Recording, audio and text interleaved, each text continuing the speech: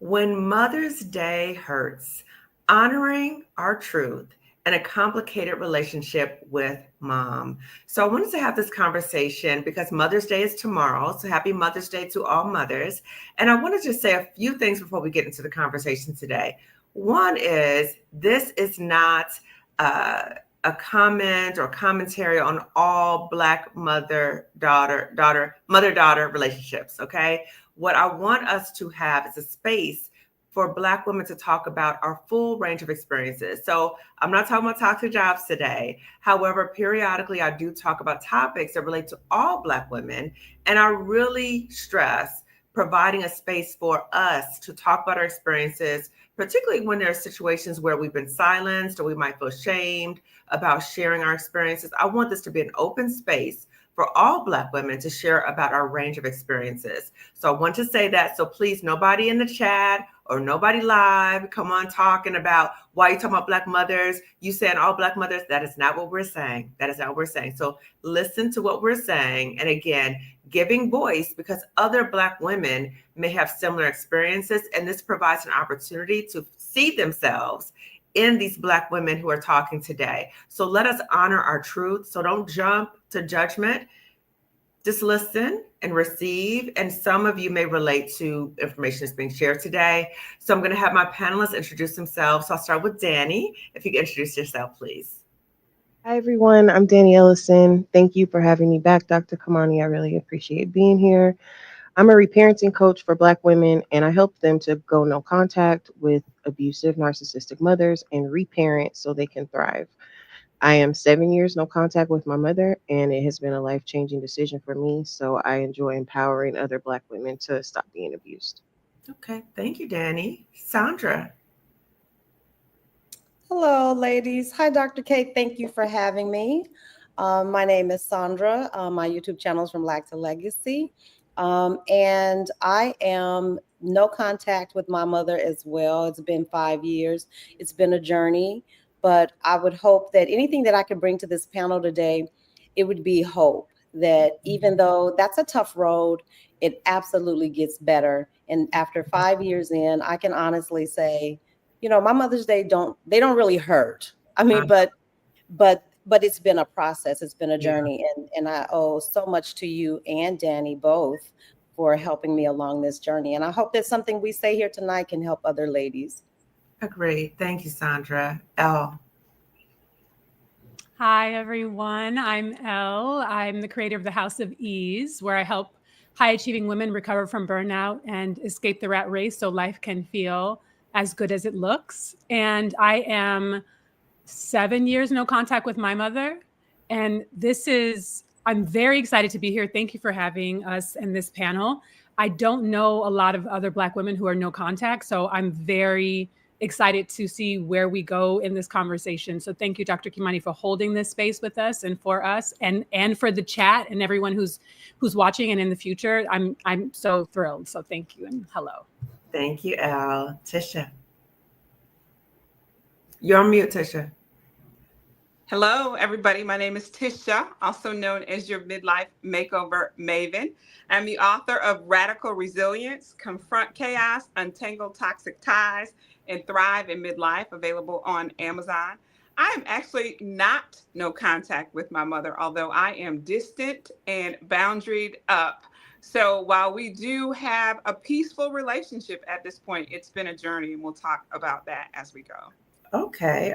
Thank you. And I just want to tell everyone how this conversation came to be. So I've done previous panels about this topic, and I wasn't going to do it until I heard Elle on Stephanie Perry. Was it last week or so? And the issue came up about no contact with your mom. And you talked about having a level of shame or not wanting to really talk about it and feeling alone that, other Black women don't really talk about this. And so I appreciate the conversation. I reached out to you like, girl, let's do a panel on this and have you on the panel. So maybe we could start with the shame of talking about these challenging relationships with mom. Let's talk about where does that come from and how did you walk through the shame of this relationship and being okay talking about it now. So whoever wants to start. I'll jump in. The shame is absolutely real. That is real. And I think Elle alluded to it. You just don't know very many Black women who are zero contact with their mother. It's Mhm. just, it's not a thing. It's not a cultural norm. And Right. so the fact that there are four of us or three of us, three and a half of us that are here on the panel, and that is our reality, it almost you feel like a unicorn. And so Mhm. that in itself, just being isolated in the experience, kind of Mhm. lends to the shame, because you don't have anybody to talk about it with. It doesn't feel normal. And Mhm. I don't know about the other ladies on the panel, but when you go zero contact with a parent, you don't just lose contact with that parent. It's a slew of other things that are set in motion. So there are Mhm. other people, there are other relationships that are affected. And so you find yourself isolated, and isolation is a surefire. That's like the roadmap right into shame, because something must be wrong with you, because you are isolated over here on this island. You must have did something wrong. How did you get there? Or your family is so flawed and so broken that this is where you landed. And so it's difficult not to internalize that kind of shame.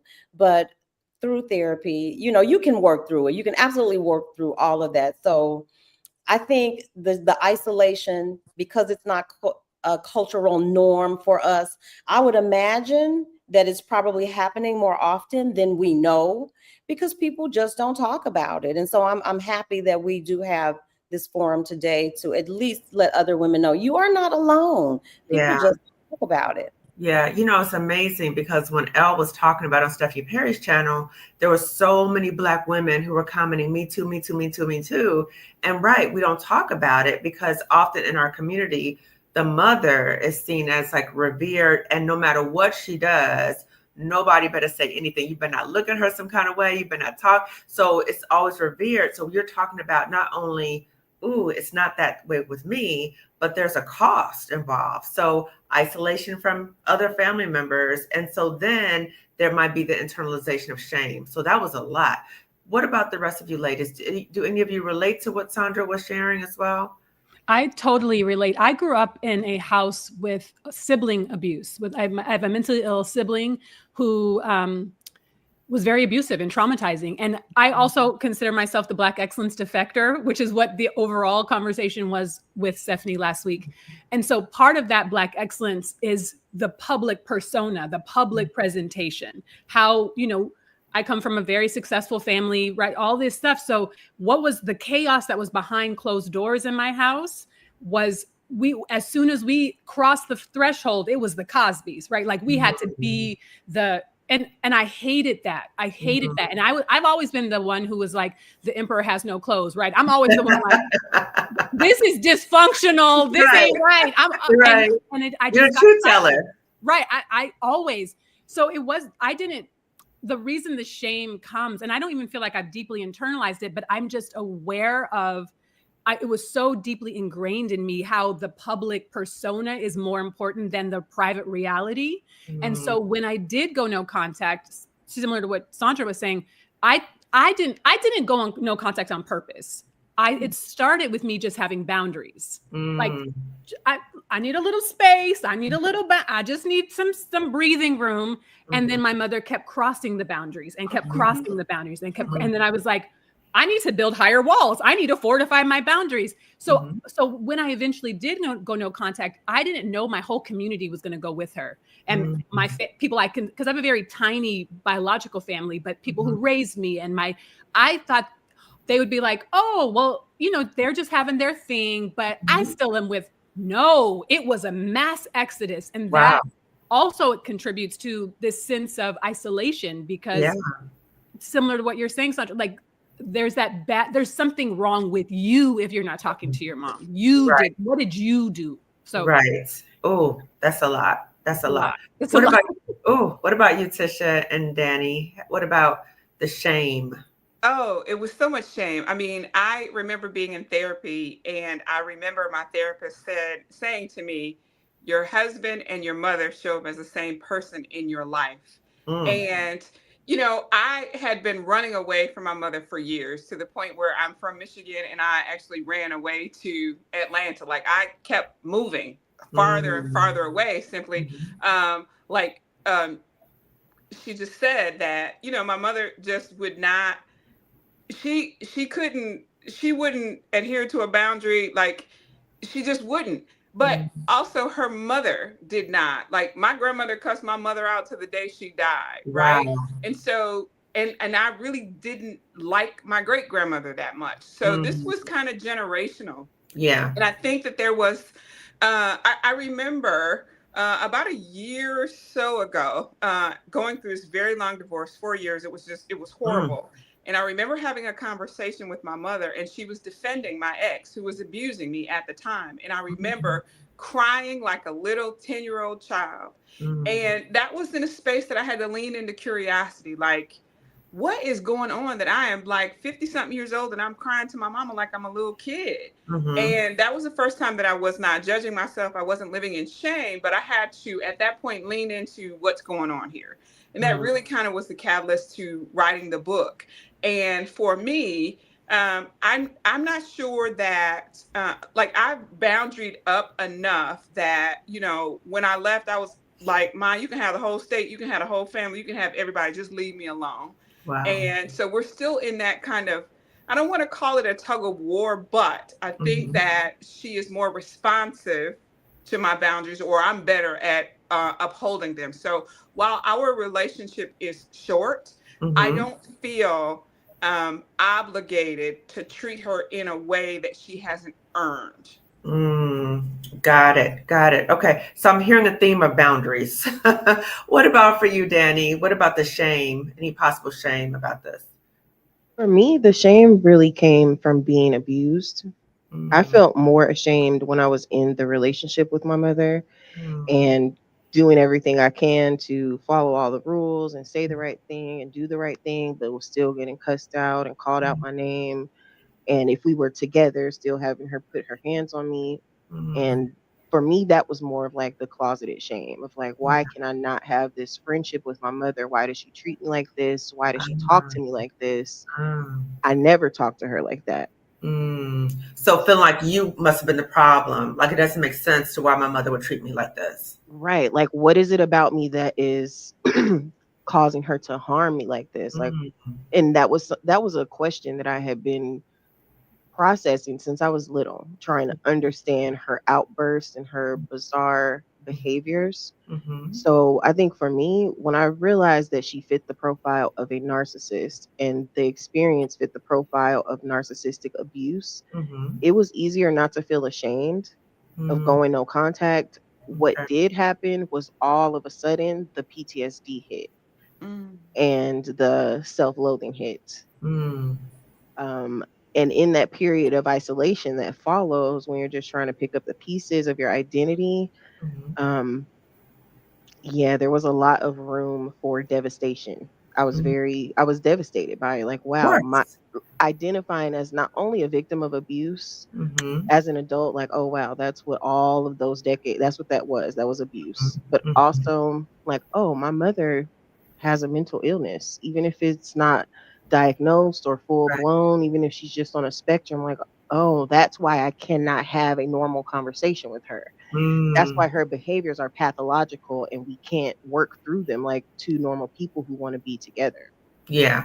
So I think that was a little bit shameful, just more like devastating, having to integrate that into my identity. And then the post-traumatic stress, which CPTSD really is so real for anyone who's raised by a narcissistic parent, but like double, triple, quadruple time for Black women because we're abused by everyone. And the trauma, the post-traumatic stress part, it can't actually kick in until you stop being abused. So I thought by going no contact, I would eliminate the pain. But then all of this dormant, repressed pain came up on top of the withdrawals of missing my mother after going no contact. And I think that was really the hardest part at the beginning.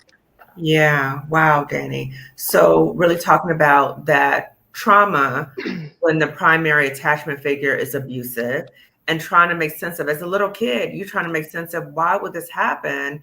And even as you get older, trying to make sense, like, wait, why does she keep treating me this way? And even after you have an understanding of, oh, my mom is struggling with some mental health issues, it still hurts deeply, and still struggling with healing from the PTSD, the complex PTSD, because you're looking at all these different areas where you've been traumatized. And still, you said even the sadness. So the mixed feelings. So let's talk a little bit about that. So there's so much I want to follow up with, but I'm trying to be focused. Dr. So, K, yes. before we move from this, the part about shame, and I'm a Christian, just for transparency's sake, can we at least touch on the role that the Black church plays? Because that scripture that says, honor your mother and honor your father so that your days will be long.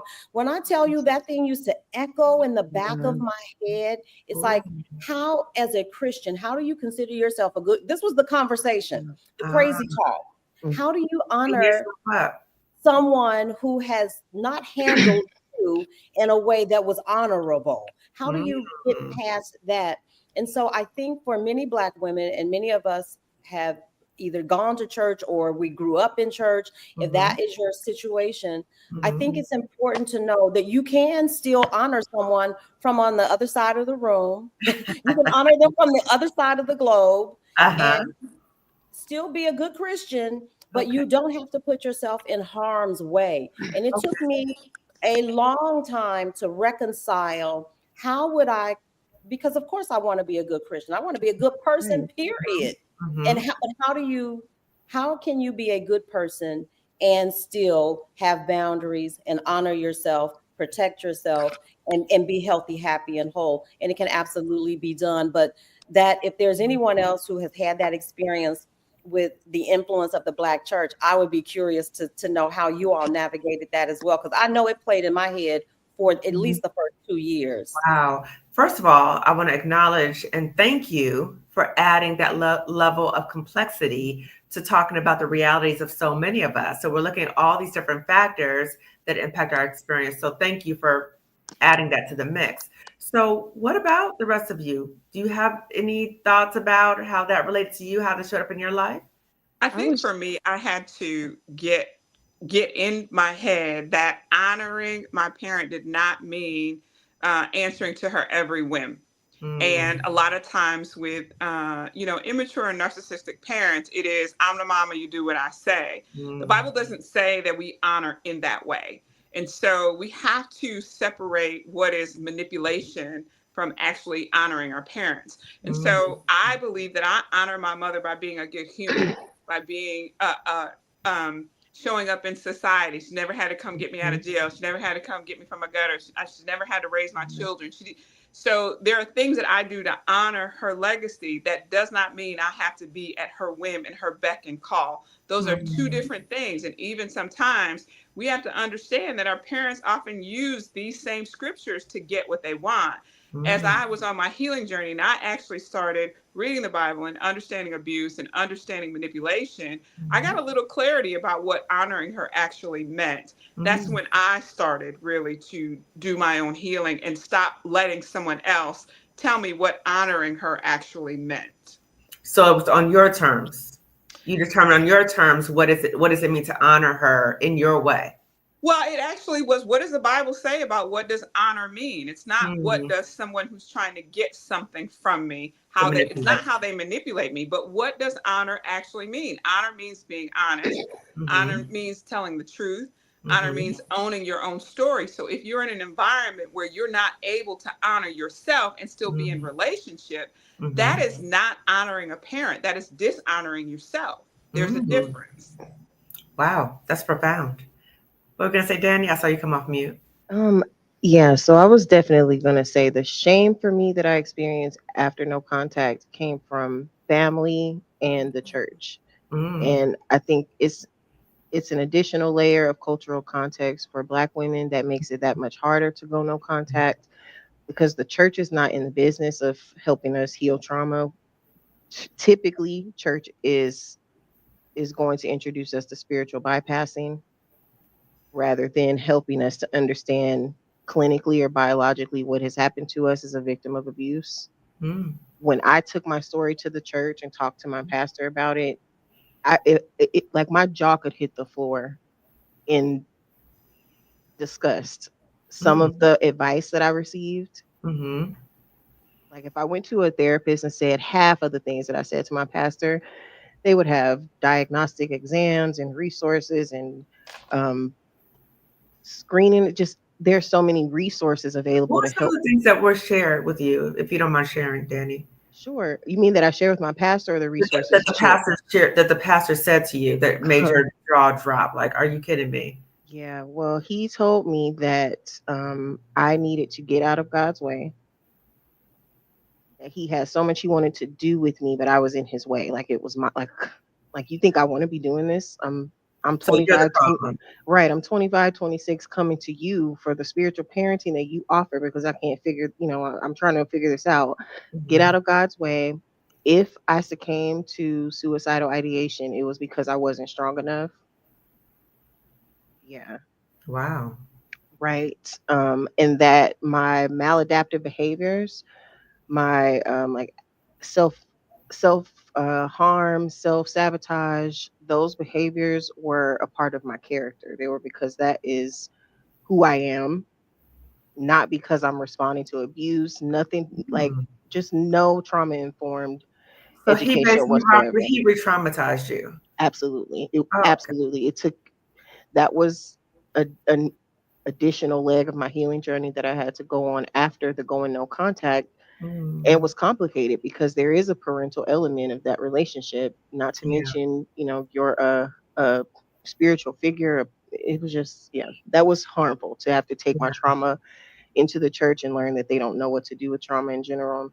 Mm. But that scripture, honor your mother, my mother used to tell me that all the time. She would use Oh, it. shoot. So Just use it. I can't tell you how many Black women I work with have had that scripture used against them Ooh. specifically. Ooh. And what I always point out to them is the scripture that follows is parents do not provoke your children to anger.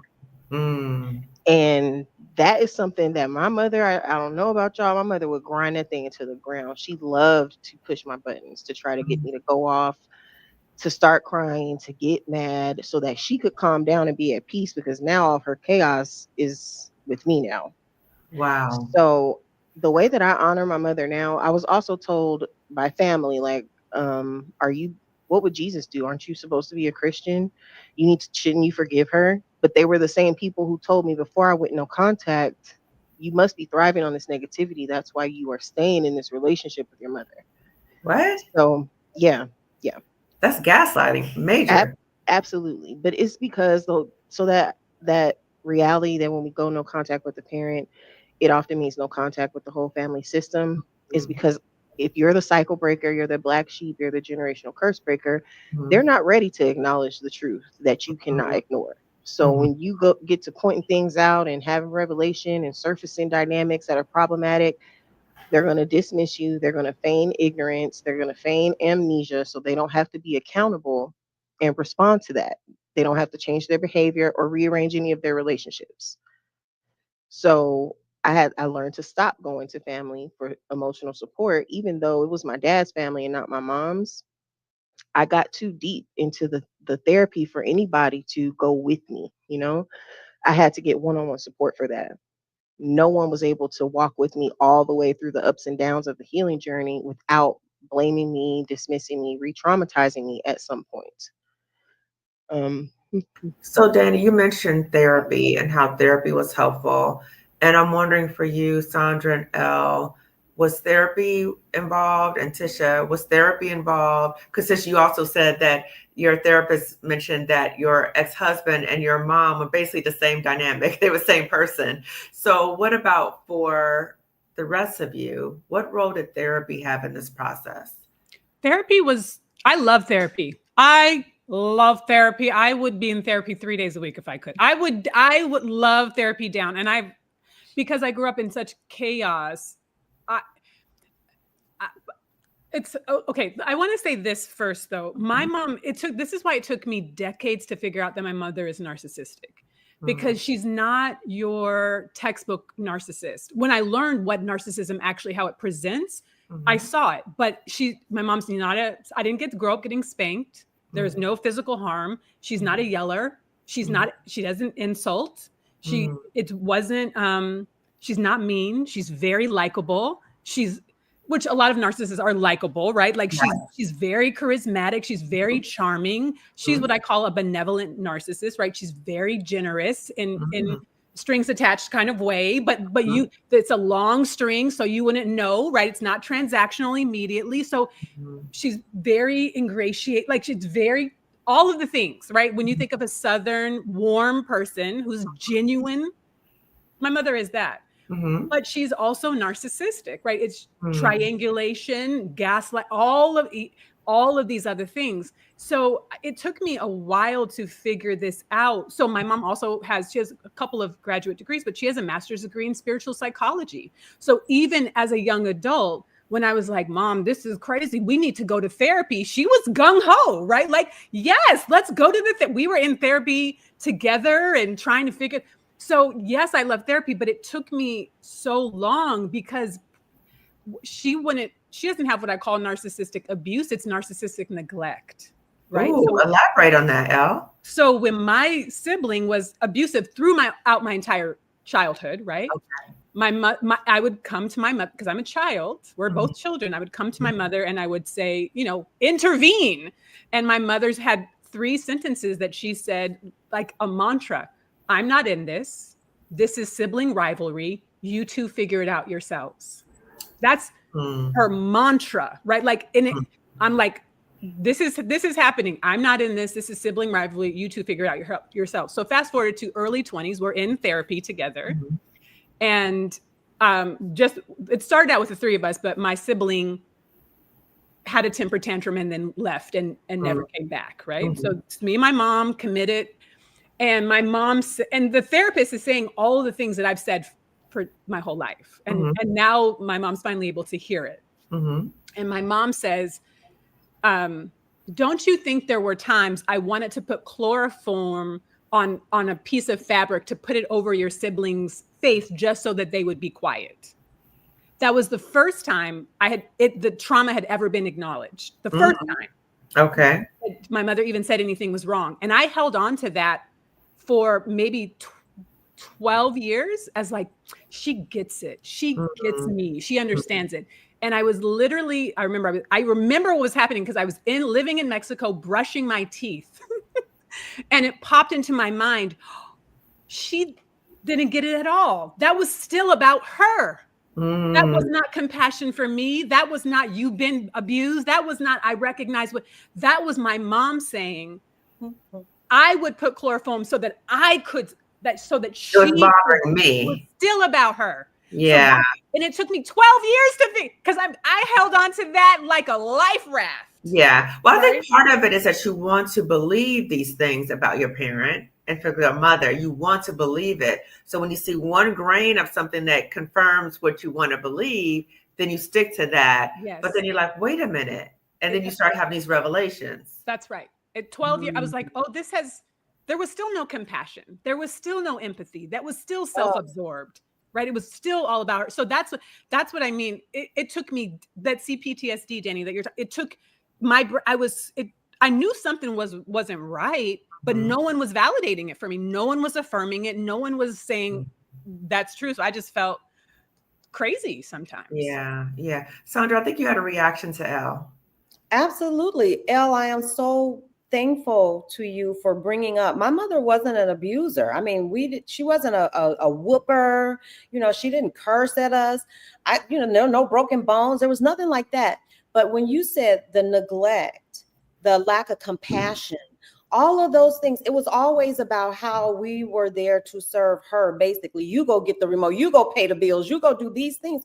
And I'm thinking, in my mind, as a child, you don't have the verbiage, you don't have the words, you don't have the courage to speak up and stand up, but inherently that something is off here. Something is not right. Why am I being asked or tasked to do things that are well beyond my years? As no 9-year-old should be doing the laundry or paying the bills or doing these things or traveling across the whole entire city with a sibling in tow, and everything is okay. And there was no one there for me to really voice these things with. And so again, there was no validation that this abuse was going on, or this neglect was going on, or this harm was happening. And it sends you down this rabbit hole. It took me years. Just Danny, everything that you were saying, Ellen, I'm just sitting here like, yep, that's exactly it. It wasn't abuse in terms of physical abuse, but it was more of the neglect, and then the lack of validation, and then being gaslit that, oh, it's really not happening.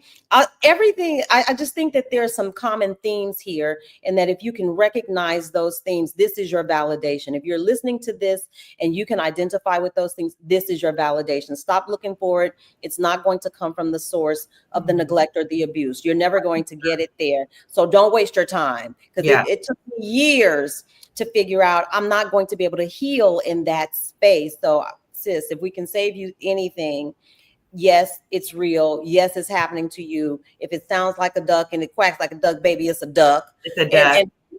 And get to the help that you so richly deserve. Just get to therapy.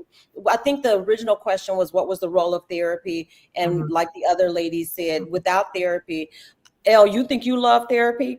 Girl, I was going to therapy so often, they thought I was dating my therapist. They were like, that is not just your therapist. You know, I was like, no, this is an old Peruvian grandpa. I promise you, we are not dating. But he was the first person to make me look unflinchingly at the behavior. He was the first person to diagnose properly that I had CPTSD as a result of years of this constant neglect, not to mention the toxic job, and we're not even talking about the husband. I mean, all those things that piled on, never ever having a chance to really catch your breath and really do the healing until I separated myself from all of those things, the toxic job, the husband, and unfortunately my mother. But if you hear it's exactly it's happening. Yeah. So I think what's so powerful about this conversation is that we're openly talking about things that people often feel ashamed about, don't talk about in a community. So we're openly talking about it so that Black women feel validated, like, oh, I thought it was just me. That's the first step to healing. It's knowing that you're not alone. And then we are going to transition at a further little down the line about the healing journey for each of you and decisions you've made in that healing journey. Tisha, I saw as Sandra was talking, you had a big reaction. Do you want to comment on that? Yeah, I piggyback on the neglect. I mean, I will say that my mother was emotionally immature. And I believe, and I really do it's still triggering for me when women have children to meet their own needs. And so I feel like in my family, I was serving a role. Everything was about serving her, taking care of her, looking after her. And I was good as long as I was performing, not making her look bad. I never really felt like I was inherently loved. I was performing. When I had a baby at 14, my mom was pregnant at the same time. I lost my childhood and my mother at the same time. I became, the nanny of the house. Like at 14, my needs no longer mattered. And I was already struggling, right? So you think about when you're having a baby at 14, there's already neglect going on. Right. So then you think about you're in this parentified role where even until I finally cut it off, that I was still responsible for taking care of my mother. And my mother was trying to move here with me. And I was like, I ain't coming to get you. And my family's like, you're not coming to get your mother. She's waiting for you. And I'm like, she can wait till the cows come home. She has a husband. I moved here for my own peace. I'm not going to get her to disrupt the peace that I have. Yeah. And so when I decided that I was no longer going to serve the role as her caregiver, our relationship became more and more distant. To this day, I don't allow my mother to follow me on social media. I don't want to talk to her about my life. I don't want to explain it to her. I don't want to hear her negativity about it. I don't want to hear it must be nice. You just like that's cutting. That's a cutting comment. Just that make me feel bad about being who I am. I know that she's not a safe space to share. I can love her and know that that is my truth. It wasn't until I was almost 50 that I met whom I call, and I credit her on so many levels. I call her my sister, neighbor, mother friend. That was the first time that I felt unconditional love, where I could go and I could share my story and I could feel, and there was no judgment. There was just space for me to grow so that I could begin to let those things out.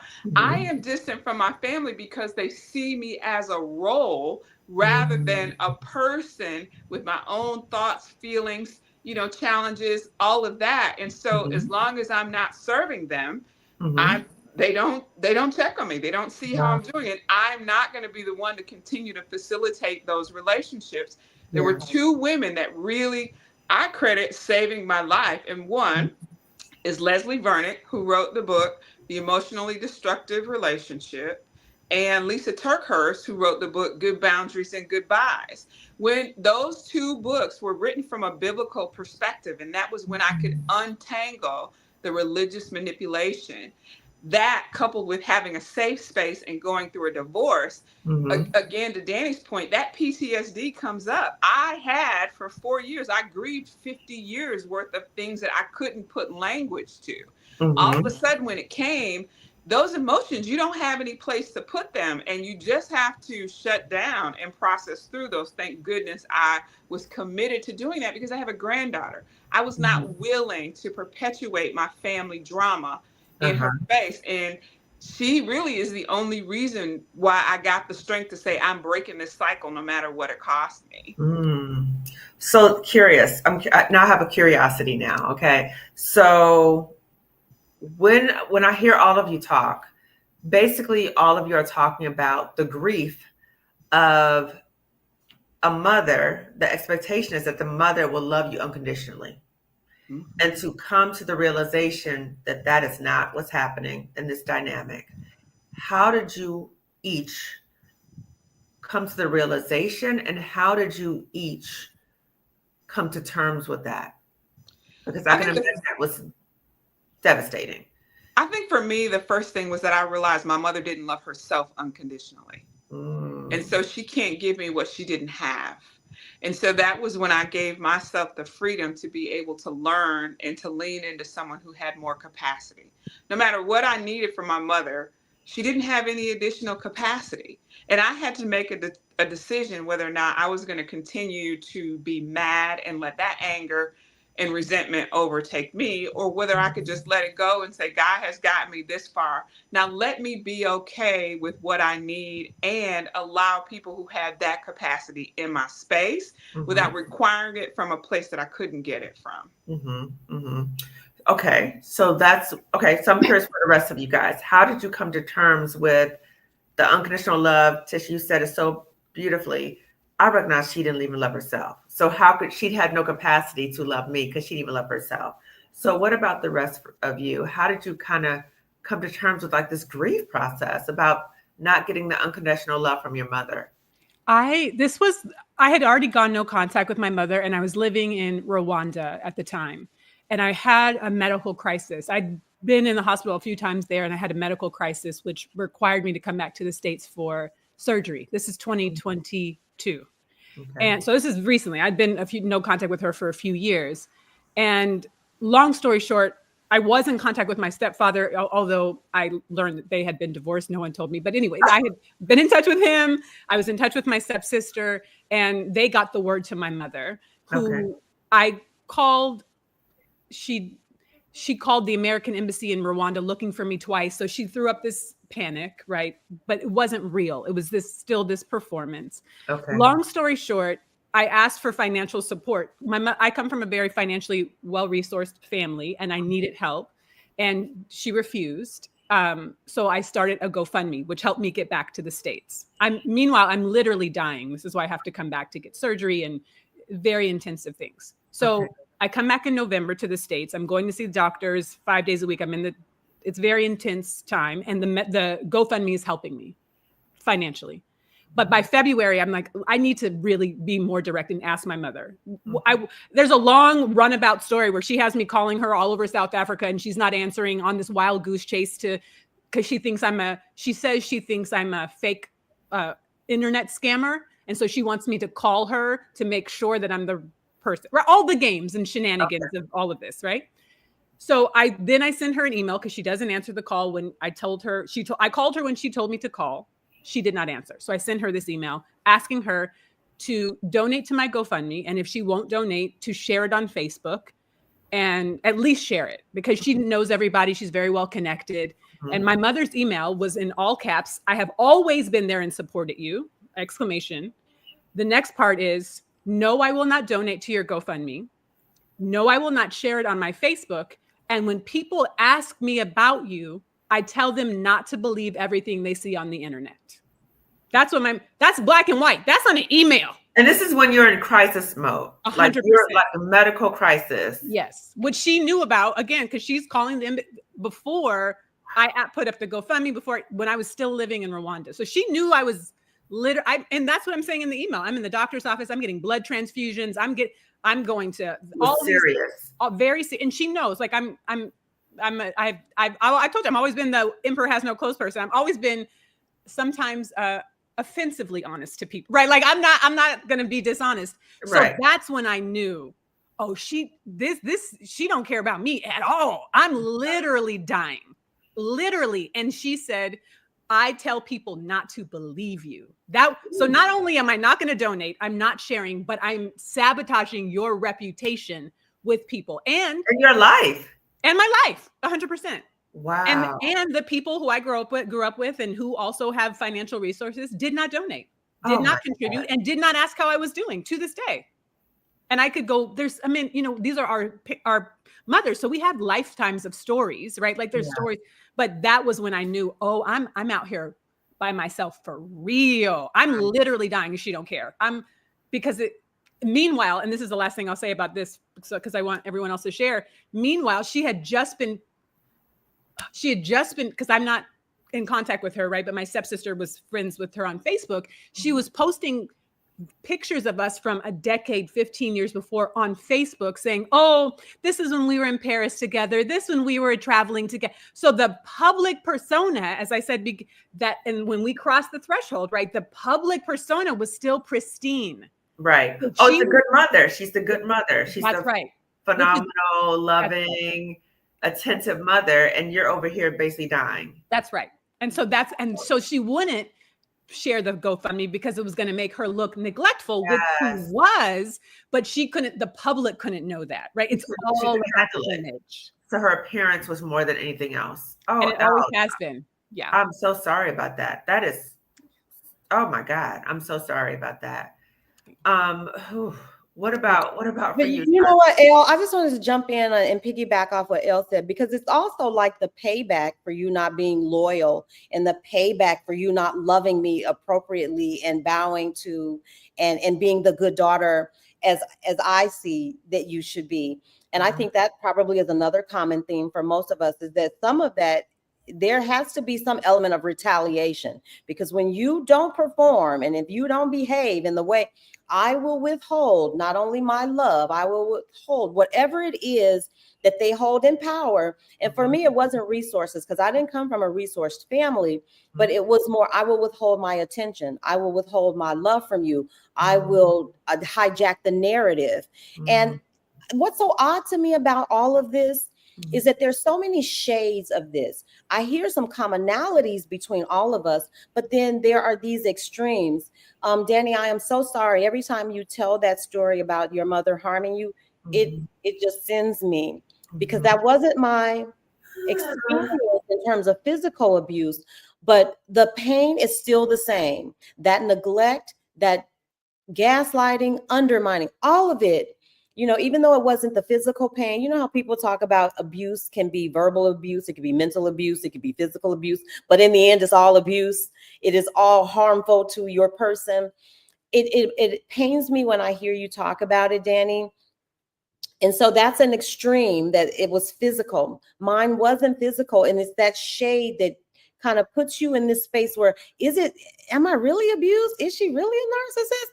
And then you spend a whole lifetime doing this dance back and forth. Self-gaslighting. wasn't that really happened? Self-gaslighting, trying to figure out, well, wait a minute, maybe it was me. And so again, I think the power in this conversation is that if you are catching this live or either in the future, that if you can see and hear yourself in any shade at any stage of this, that yes, it is real, it is happening, and it doesn't have to be physical abuse. It doesn't even have to be verbal. It could simply be that withholding of love, attention, finances, whatever it is. It's the manipulation that I bet runs through every last one of these relationships. And I'll say this too, just to wrap it up. I'm not even so sure that my mother was aware, acutely aware, that this is what it was. It was just a way, because she was so young when she had us. And I think Tish said it. It's a parent that is just emotionally immature. I don't feel like my mother was ever really equipped. And there's another book that I wanted to share. It's the book, It Didn't Start With You. And then there's another book too, The Mother Dance, that both helped me through all of this on the journey. But It Didn't Start With You forced me to look at, where did my mother come from? Where did she, what happened to her? It helped me. The Mother Dance also helped me develop this kind of compassion that is really tough to have compassion for somebody who has mishandled you. But ultimately, in the end, it was what set me free. It's like, oh, this makes sense. It wasn't really you. It didn't start with you. It also didn't start with her, because something happened to my mother. She was traumatized in some way. And so when you can step back a little bit, if you make it to that stage in the journey where you can step back a little bit and become curious about the problem and look at it like, wait a minute, there's some method to this madness. This is some generational something that nobody ever stopped to deal with. And L, like you, I'm the emperor's new clothes. Wait a minute, it has to stop. And it's going to stop right here today, because I don't want to be a part of perpetuating this same kind of madness and sickness. And so those two books really helped. And also being a mother myself, having, I was an educator for 30 years. I had a master's degree in educational leadership. And as a parent, still making some of the same mistakes, still repeating some of those same patterns with my own children. I had the benefit of therapy. I had the benefit of, schooling, and I was still making some of these same mistakes. It made me see my mother just a little bit more as a human, because my children had to extend, compassion to me. I have the best children in the world. But we have been able to have very hard conversations. I've been able to apologize to them and say, you know what? Let me tell you the whole story. Let me tell you what happened. Let me tell you how come mama presented like this. This is why mama showed up like this, because I hadn't been properly parented. And so it was almost nearly impossible for me to show up as a healthy, happy, whole parent for you. But let me apologize, take ownership. And that that was the beginning of our healing. So healing forward allowed me to even look back enough to be compassionate. Like, well, if I could make these mistakes as a parent, and I have a master's degree, and you've got therapy, and you've had all these resources, and you still jacked up the job. It made me much more compassionate toward my mother, because she had none of those resources. She was a mother by the time she was 17. Wow. And so I think that is just a part of the healing journey, but it's a process. It took me many years to get there where I could ever look at her, because she had never extended any compassion to me. So I didn't feel like, well, why am I extending compassion to you? That makes no sense. But it does.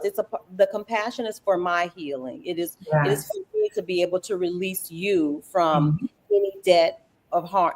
Nothing. We're good. We're all good. But that is the process. Yeah. And Danny, I saw you come off mute. I just want to summarize some things you said, Sandra. So one, you talked about the generational transmission of trauma, that you can see why your mother was behaving in that way. So you had a trauma-informed lens with your mom of understanding not what's wrong with her, what happened to her. I have a better understanding. And then you took a step further to be self-reflective about your own parenting, and really so now you've disrupted the generational transmission, because now you have a very different relationship with your kids, to the point where you're like, I want to have an open relationship. Tell me what kind of things did I kind of mess up? and that there's a power in saying to your children, I apologize. So I apologize. Like that right there disrupts it. And it's a totally different dynamic. And being able to be open to hearing what your children need. Yeah, maybe you made some mistakes before, but being able to have that conversation with them, that's healing for them too. And think about how different your relationship is with your children, that you don't have that relationship with your mother. So being able to be that open, Sandra, that is amazing. So you can have compassion for your mother, yet still have boundaries for yourself to protect you from her. The both and. That's the key. The boundaries stand. I can Yes, be compassionate to you. It doesn't mean I have to sit next to you at the family picnic. right. I am compassionate, but there's a boundary here that is immovable until you can see me as a whole health human being, until Yeah. you can accept responsibility and accountability and be honest Yes. and be authentic in the apology, not just, oh, well, I'm so sorry if there's anything I did ever hurt you. That's not gonna cut it. Well, And that's so dismissive, and that's not even owning up to what mm-mm, the issue is. Yeah, yeah, yeah. Or correcting the behavior. Yeah. yes. Okay. Danny, I saw you come off mute. What were we going to share? So first, I'm so glad we're having this conversation. There are so many powerful and validating testimonies for Black women across the spectrum in this conversation already. Um, to answer your question about unconditional love, I think I realized initially that my mother was not able to truly love me unconditionally, even if she wanted to, or she loved me to the best of her ability, because clinical narcissists are not capable of unconditional love. Mm-hmm. It's selfless, and the reason that every communication and interaction is a manipulation is because they thrive on control. Mm-hmm. Unconditional love and control do not work together. You need to be able to freely give love with no expectation of a return on your payment. That's not how the unconditional love works. And Mm-hmm. so, what narcissistic mothers do is they give love when they're in the mood, when they feel like it, when they initially feel inspired, but later on, when they see you enjoying that love, the benefits of the unconditional love that they have gifted you, they get resentful, they get jealous, and they take it back.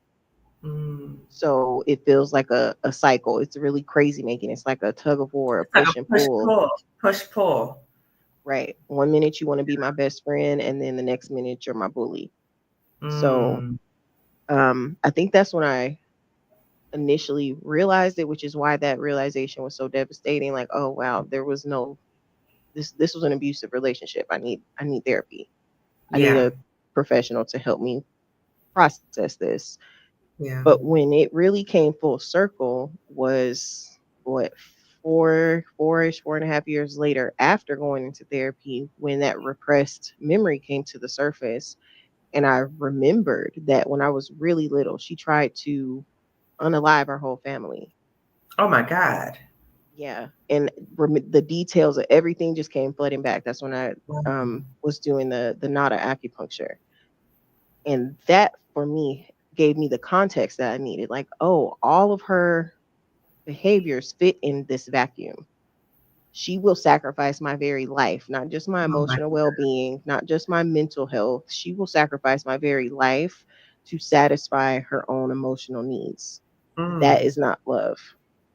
And although that was very painful, what I noticed when working with women recovering from this, when your mother is overtly abusive, it almost is a service that they do to you because it makes it easier to go no contact.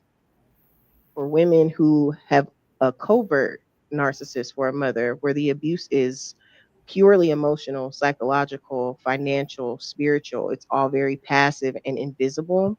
Mm-hmm. Those women have the hardest times going no contact because it's so easy to gaslight yourself, to Yeah. feel like you were being too harsh, you're being mean and cold hearted. Did it even really happen? Is it that bad? Are you giving her enough grace? Are you cutting her enough slack? And no Mm. one can really see how deep the whole of abuse goes. So Right. um, I just wanted to mention that because I hear that thread running through these stories, and Yeah. women who experience that passive abuse is still abuse and it's still grounds for no contact. Just because Yeah. it is not physical and it's not right in your face like you may hear with some other women doesn't Mhm. mean that your experience is not valid enough for no contact. Right, right. Danny, I didn't know, I've never heard that part of your story, or I don't remember that part of the story. So I would just want to say, I'm so sorry that that happened to you. And even that memory, right? So it happened, and having the memory of it can be devastating. So I want to thank you for sharing that with us. And again, so sorry that that was your experience. And as you were talking, I was thinking about it. Actually, saw a comment in the chat about the gaslighting by family members too. So when it's covert, then other family members or people around you, or maybe the church, can say, "What are you doing? She's a wonderful mother. She provides for you. She's doing all these other things." But you're the brunt of it. You're experiencing it. And then the self gaslighting can keep you in there. Each of you has also talked about these narcissistic qualities of your mother. And when I think about narcissistic qualities, one of the qualities is, and we've kind of talked about this, and I want to talk more about it, is this retaliation. So it's like, how dare you? How dare you? It's like this narcissistic wound. And then it's like this retaliation. So L, for you, it was, mom's not going to help you. You dying, mom's not going to help you. What are some of the other ways that you all have experienced this type of retaliation from your mother, and how did you deal with that? I think for me, um, shame really was the like one of the things that I'm clear about now is the way you talk to your children becomes their inner voice. And so I often heard, you ought to be ashamed of yourself, or when I was your age, when this happened to me, and so I never measured up to whatever her standard was. Like, she was just wonderful, and I just did not measure up. And so for me, that showed up in self-doubt. It is this horrible inner voice. But like with many bullies, right, what you really realize when you stand up to the bully is they all bark a lot of times and no bite, right? And so in some respects, being a human person, knowing that I, care for my mother, I know that she was a codependent people pleaser whose mother was an alcoholic, who was narcissistic and abusive.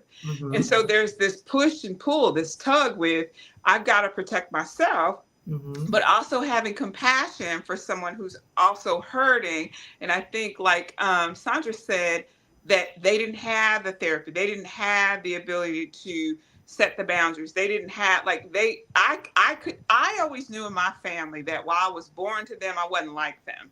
I'm Mm-hmm. not sure that my mother ever could experience that separation. And it was a black hole that you could fall into if there was not a sense of self. And I know that that came from God. Like, Mm-hmm. I never, so while my mother showed up in the spaces that she showed up, Mm-hmm. I wasn't reliant on her to validate me in order to be okay. There was some shield that happened in my life that says, you're not going to get it from her. You got to take care of yourself. And I learned that very early. I think I was 4 or 5. Like, girl, you on Mm-hmm. your own.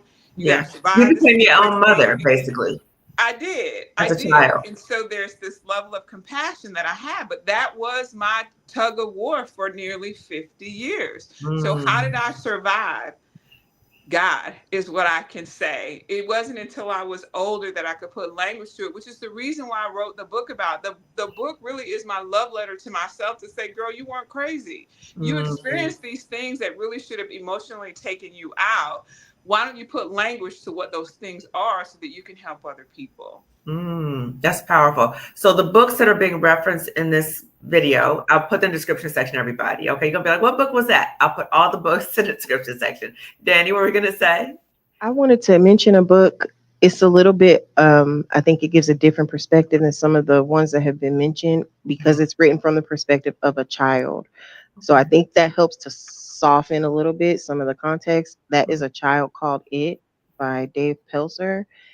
He is a white man who experienced the abuse, very very physical and blatant abuse by a narcissistic mother, but his Mhm. book is written from the perspective of himself as a child, and I think what he did a great job with is capturing the survival mode that the child goes into when they know their parent is an abuser, just Mhm. how much stress and calculation goes into protecting yourself from your parent from moment to moment, Mm. where you're constantly under attack. And so those are the circumstances that develop that CPTSD. And if any of this is difficult for you to digest, reading that book, I think, gives it a little bit of a softer edge.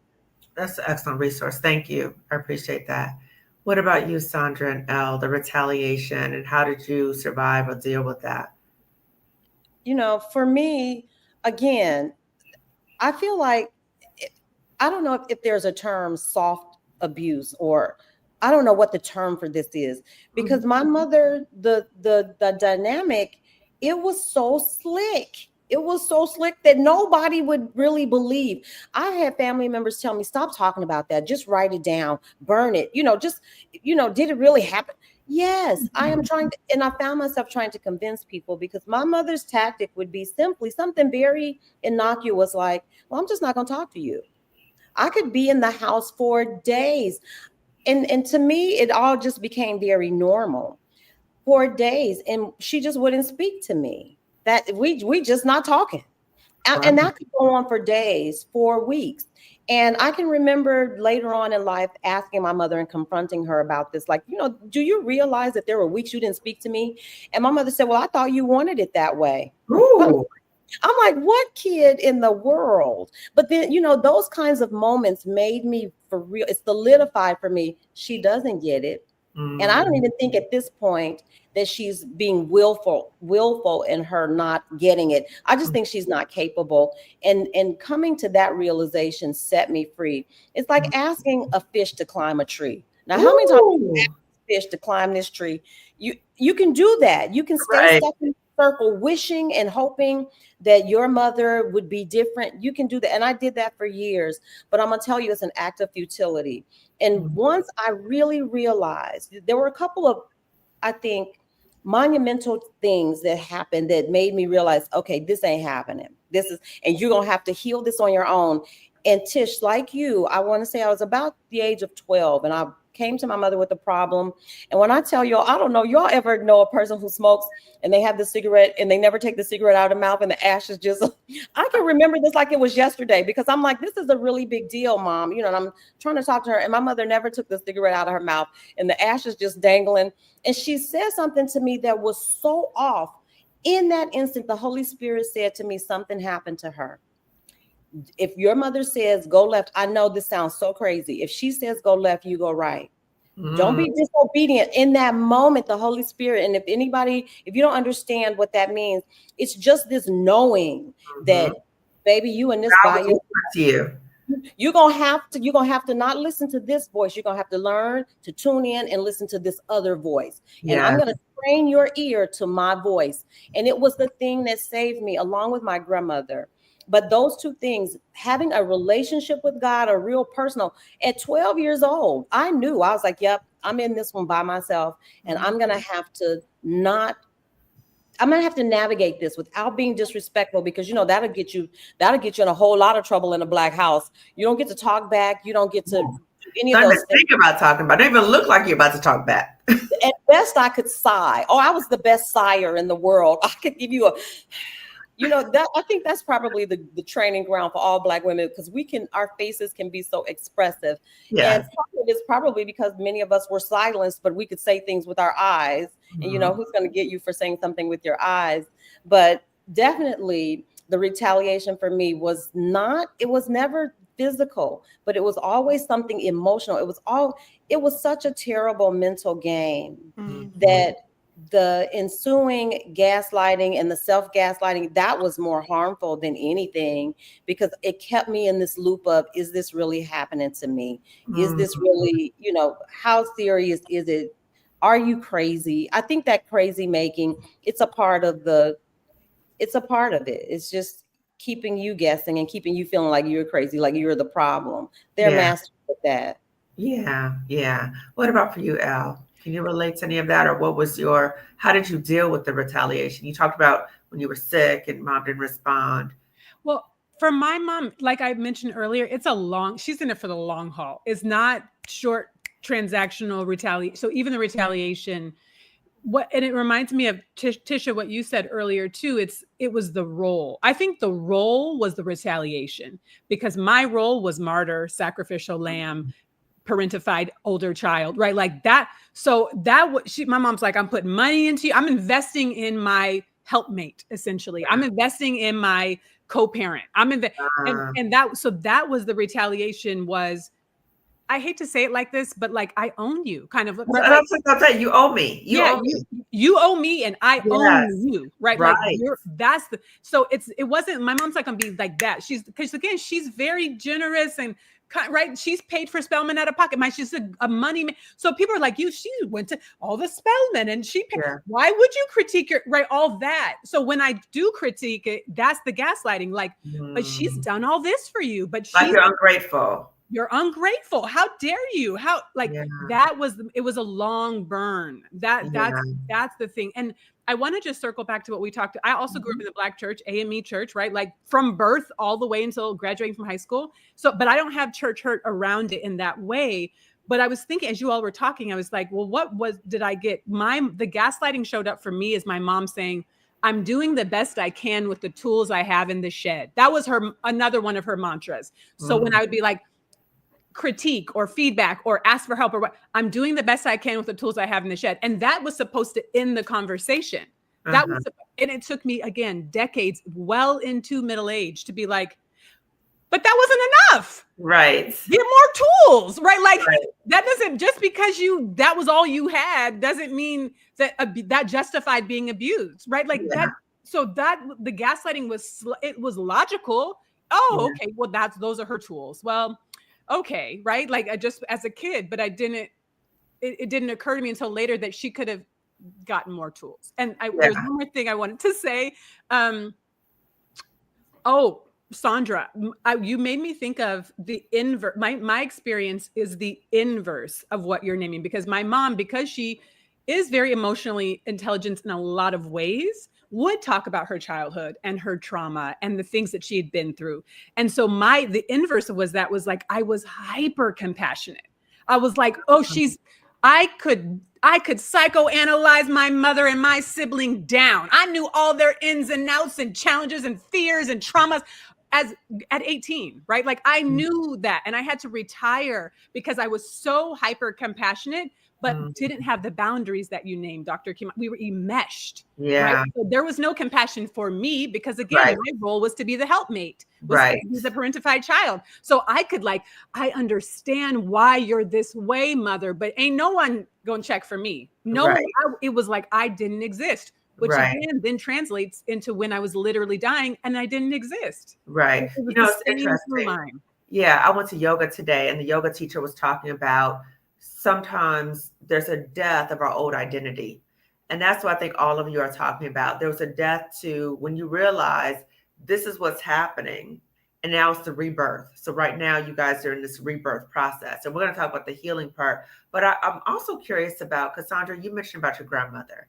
So wondering what role did supportive family members play in this process in relation to mom? Or did you have support? Maybe the question is, did you have supportive family members in this process, and what role did they play? Yeah, well, my grandmother was actually the source of the unconditional love that every child deserves. Okay. And so I think even in that was problematic because it was clearly apparent that, and I think as a mother who is now a grandmother, I can totally see how you evolve as a person and how you evolve as a parent, as a grandparent. And so, of course, I would be a better parent to my grandchildren because I've had this lived experience. Right. And so it was no wonder that my grandmother was probably a better parent to me than maybe she had been to my mother. I don't know, because they don't talk about that. But my grandmother was this source of unconditional love. We lived with her for quite a bit of time up until, the younger part of my life, because my mother was so young. And so my grandmother was always there as this, stable support.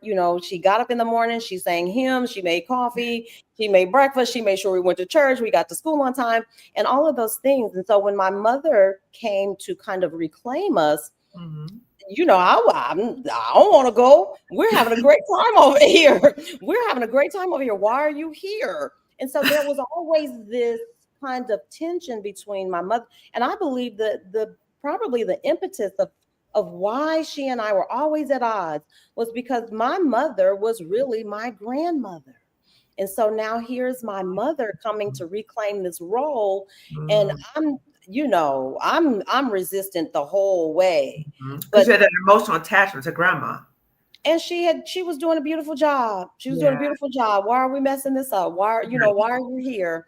And so I'm not being able to articulate that, but certainly I'm sure my mother was able to pick up on, I don't want to be with you.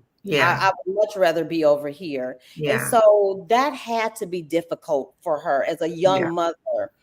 How do you reconcile that? And then there are never any words spoken about that. But my grandmother was definitely that source for me. And again, somebody said it, that was the person I would say saved my life. Because had I not had that unconditional love, I wouldn't have known. I would have never known that I was lovable. I would have never known what it felt like. I wouldn't have even known for real that what the dynamic between me and my mother was so off. Because I had this cellular example of how you honor a child, how you take care of them, how you can be gentle with them and nurture them. And so to have that relationship with my mother was such a juxtaposition from what I was accustomed to. And so that created all kind of conflict for us. And I'm sure was a big part of why we were never quite able to really, because it doesn't change. That was a fact, that there wasn't a day that I was with her that I didn't want to really be with my grandmother. That's not a thing. And so, But you know what, Sandra, like what you're talking about, like, because I do a lot of trauma training. So you're talking about your grandmother was a protective factor for you. So she helped to mitigate all that toxic stress from your mom. But then it was a lot of tension and resentment from your mom about how dare you have this connection with my mother. Yes. And I'm sure her relationship with her mother was probably different because she was a lot younger. My grandmother, by the time she took care of me, she was in her 50s. So she had time to work through all of those things where she may not have been the strongest parent. I don't know, but I know how she presented as a grandmother. She was absolutely perfect and she knew all the things and she did all the things. But I can see that now as myself, as now I'm a grandmother. I'm a totally different person. My relationship with my grandchildren is it's totally different than it was with me and my children, because now I have learned, I've made those mistakes and I know I have a little bit more knowledge about parenting. And so I handle them totally different. So I can see that evolution. But at the time, neither one of us, I wasn't aware neither one of us had the tools to kind of navigate that thing. And as a kid, not that I should have had the tools, but my mother certainly didn't have them. And so but long story short, yes, of course, I had the benefit of a loving grandmother, a stable, upbringing in that way. And that was profound. You said that your grandmother was actually your mother. So she was truly your emotional connection. Yeah. Wow. What about the rest of you? Oh, I saw you said no. What about for the rest of you? Did you have a family member who was kind of witnessing, but they were like a protective factor to what was going on? I said no, but when there's twofold, because when you were talking, Sandra, it made me think of my grandmother, who I love down. I'm so grateful for her. But she lived in Los Angeles. I grew up in Seattle. And so when I would see her, and she was blind since 65. And my mother had me at 30 something. My grandmother had my mother at 30 something. So they were older in there. So when I would see her, she was visually, she couldn't see. But my sibling and I would go stay with my grandmother. And even though my grandmother was blind, she did believe in a good whipping. So even though my sibling at home would not get whipped when they were misbehaving, when my grandmother, I just remember this one incident, my grandmother was chasing my sibling around with a phone cord, trying to hit them because they had the same behavior and I felt protected, like you said, Dr. Kimani. I felt protected because there were no consequences at home. And even though my grandma couldn't see my sibling, could not see nothing, was trying to give a consequence. And that felt safer to me, even though my grandmother couldn't see. Yes. So you felt worthy of being protected 100%. When you were in the presence of your grandmother, because 100%. at home that wasn't happening. Yeah, I felt worthy the whole time. That's why I kept trying to ask for protection and not getting it. And then, but what saved my sanity and helped me know I was not insane or making this up was that my childhood best friend was the only witness I saw who saw things, because we went to school together, we went to church together, and she was at my house. And so she saw the outside world and the inside world. And she was the only person who was like, you're not making this up. Oh, so she could reality test with you. Say it again. She could reality test with you. 100%. The only person who could reality test with me. Everyone else just saw the persona and the facade. She was the only person who was like, oh, no, you're right. Right. Wow. What about for you, Tisha and Danny? Did you have someone else around you who was like kind of a buffer to what was going on or supported you during this process? No.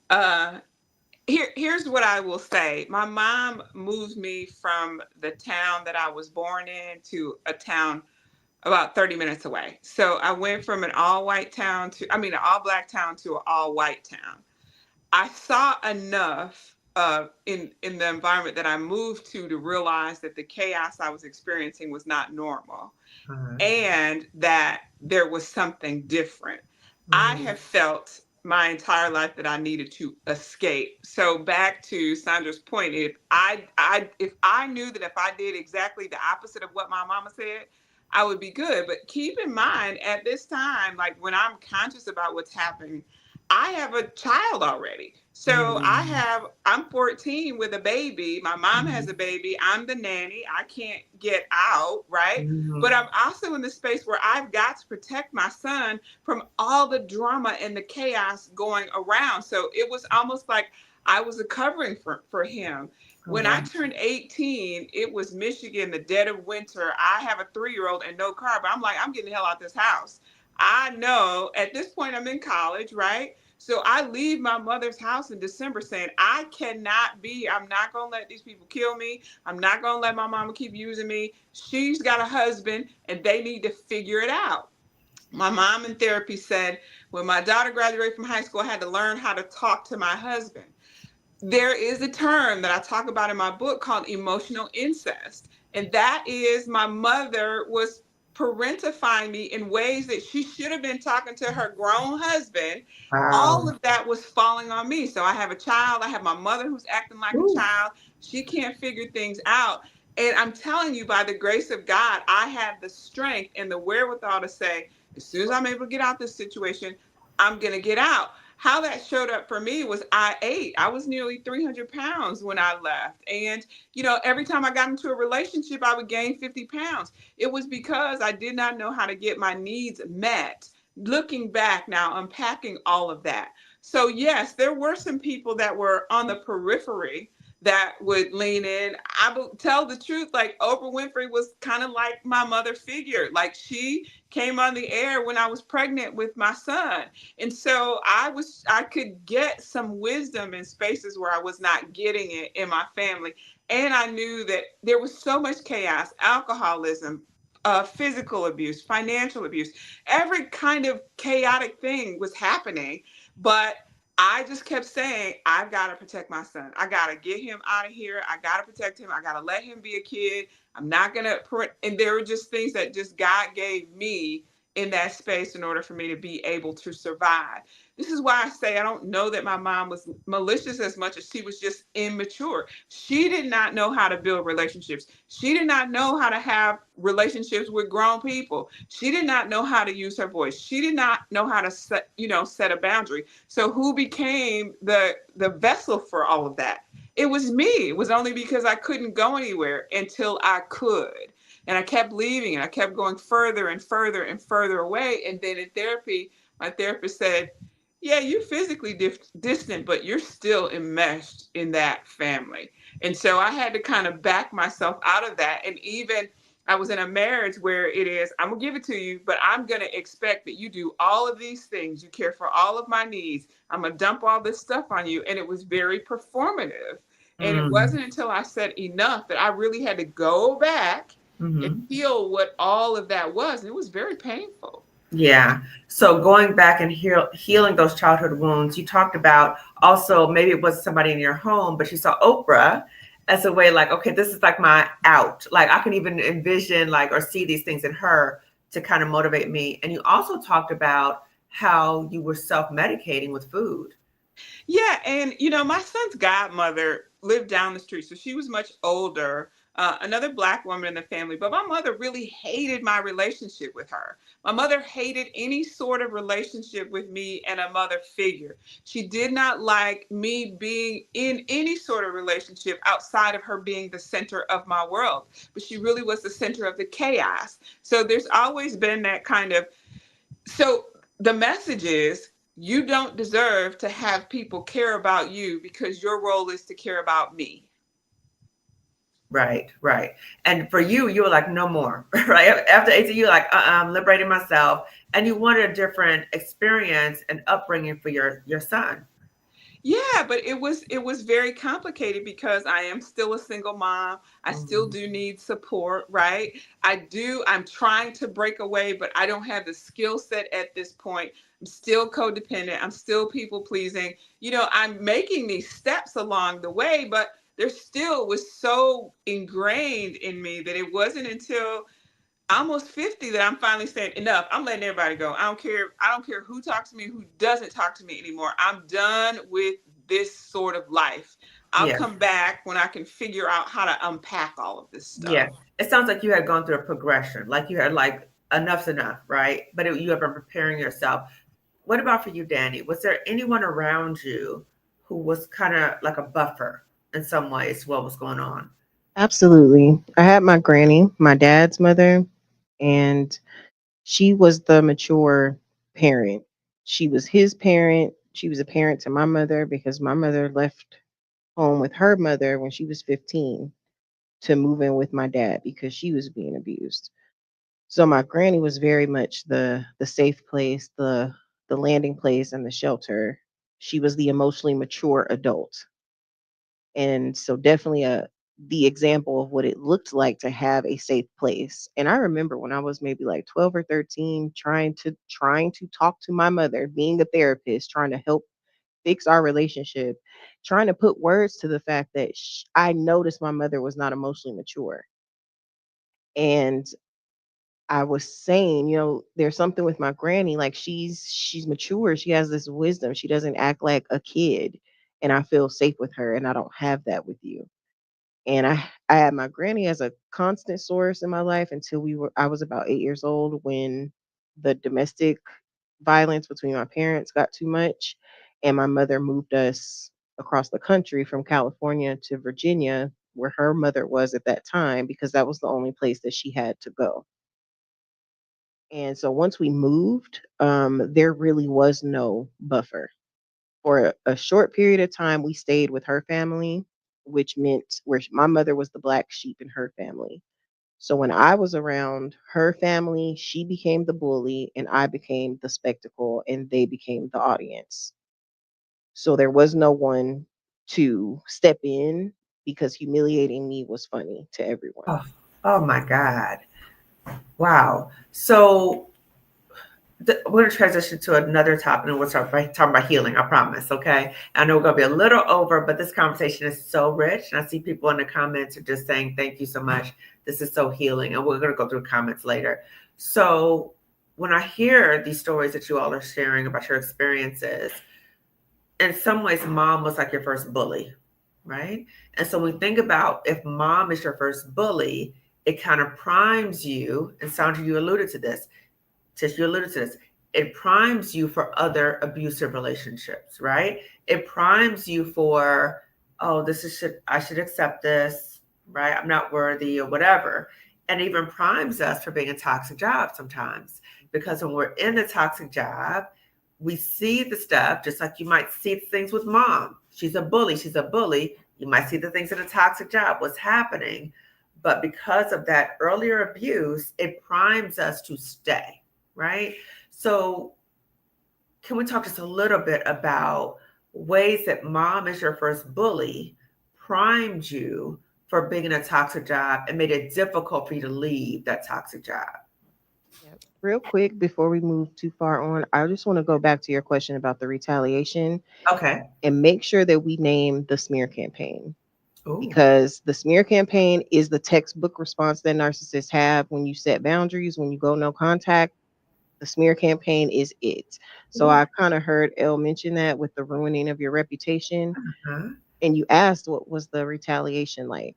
Yeah. So with my mother, as I grew up, the older I got, the first boundaries I started to set with her were around the emotional enmeshment. I Before I moved out of her house, was able to articulate to her at 18, like, okay, listen, you've been using me as your therapist and your best friend since I could understand language. I feel like I have been coaching you and being your therapist since I was 6 and 7 and 8 and 9 years old. Stop talking to me about your sex life. Stop talking to me about your work drama. Stop talking to me about your mama drama. It's not that I don't understand and I'm not compassionate. It's that I'm tapped out and that's inappropriate. You're my mother and you ought to be my friend and my landing place and my therapist, not the other way around. I feel drained and I resent it. It's making me angry at you. Stop doing this to me. And I was old enough that she couldn't just like ignore what I had to say, but she definitely didn't like that. And it was the beginning, I think, of the end. When I finally went no contact within that first year, I think in that first maybe like 6 months, she called me from a private number and I was out, I was at work, but I was missing her. And so when she called, I knew it was her calling me from a private number. I answered the phone and she asked me for money. And I told the last conversation we had was her telling me she threw away the birthday card that I sent her and that it was hideous and don't send her anything. So I said, no, I'm not sending you money. Remember, I'm so awful. Remember, no, I'm not sending you money. You don't get to talk down to me and then call me and ask me for money and expect me to swoop in and be both. Excuse me. So when I told her no, her response was, what about you? You're not perfect. I got something on you. I Mm. got something on you. Your dad told me. And then I'm like, okay, well, what are you talking about? The smear campaign was born. As far as I know, because we still haven't talked, but she began her smear campaign to anybody who knows us both that the reason I'm no contact with her is because since a child, I have been sexually involved with my father. And that's why I don't want to talk to her because because I don't want to face the truth about it and she wants me to be honest about it and I want to deny it. But that's why I don't talk to her, but I do have a relationship with my dad. Wow. Yeah. So it's really important for I think it to be named that the smear campaign is a real thing. Now, Yes. although that is like vile scum of the earth kind of behavior, Mm-hmm. honestly it helped me because it lets me know clearly you're willing to I already told you you're willing to sacrifice my very life for your emotional validation. But Yes. suppose that was true.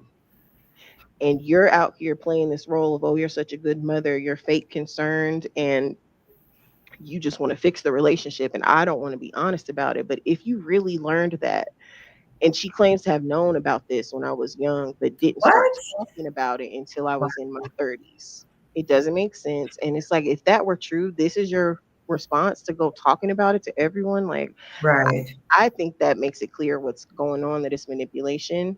Yeah. But that smear campaign can be vicious, especially when they know you're not coming back, that you have actually gone no contact, and now they have to save face with the family system. Yeah. So just be prepared because it is a whole trip that comes after going no contact and really setting that boundary.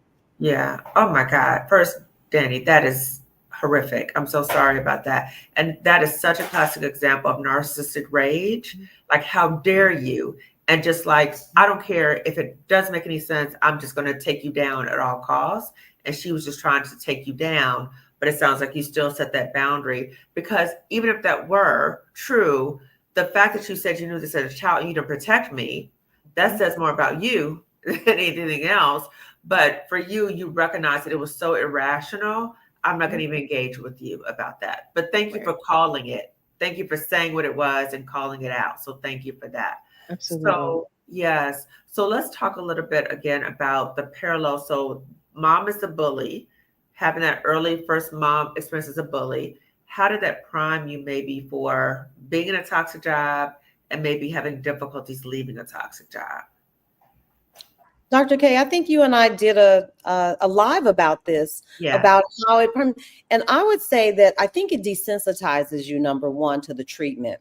Yeah. That I can actually recall in my early 20s saying something like, well, I have a very high tolerance for pain, and almost wearing that as a badge of honor, like, well, I can take a lot.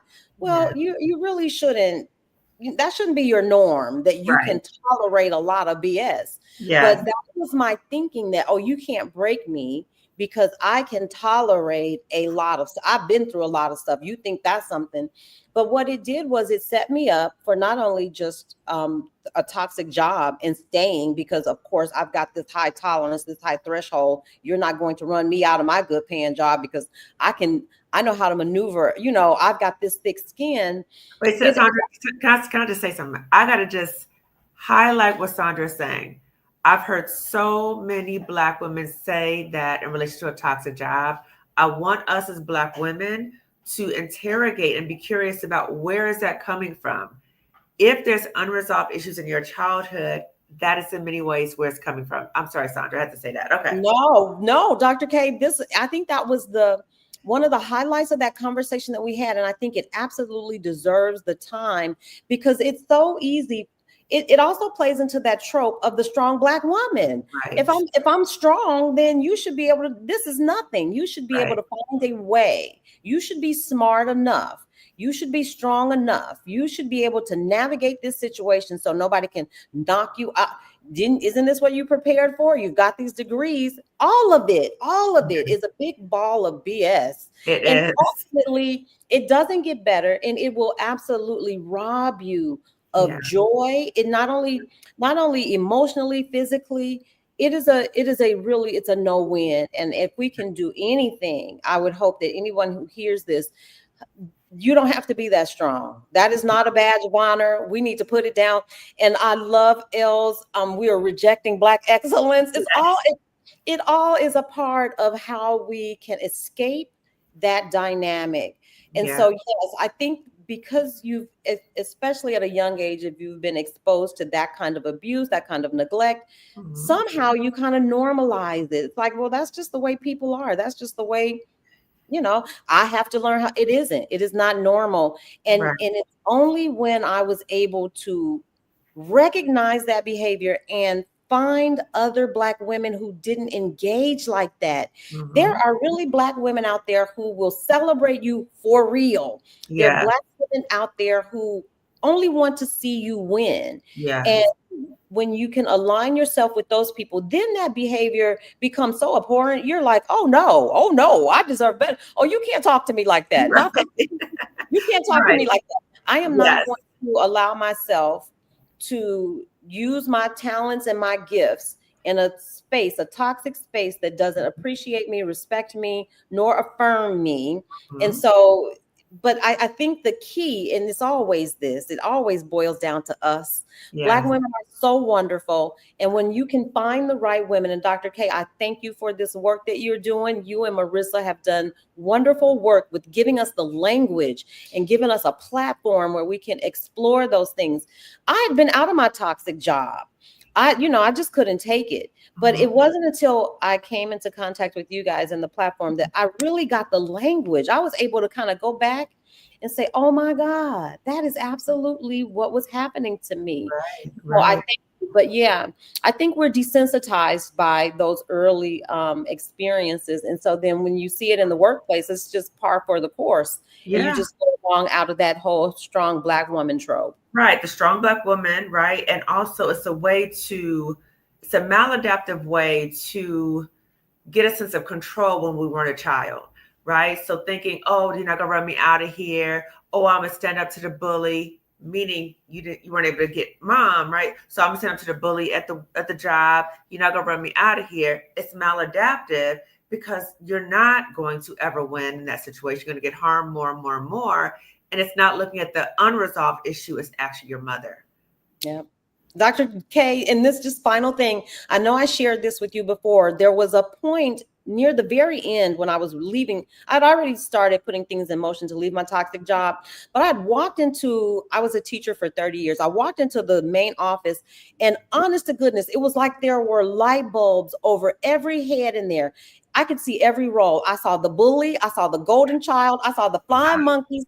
I was like, oh my God, if this does not mirror my house, not only could I see the labels, I could see who they were. Oh, you're my mother, you're my sister. Oh my God, you are it was it was the beginning of the end. I was like, oh, y'all might as well find you a new third grade teacher because I'm out of here, because Yeah. I knew I couldn't win that first one. There's no way you can win that at that game. Yeah. That is when you know it's like it's time to go.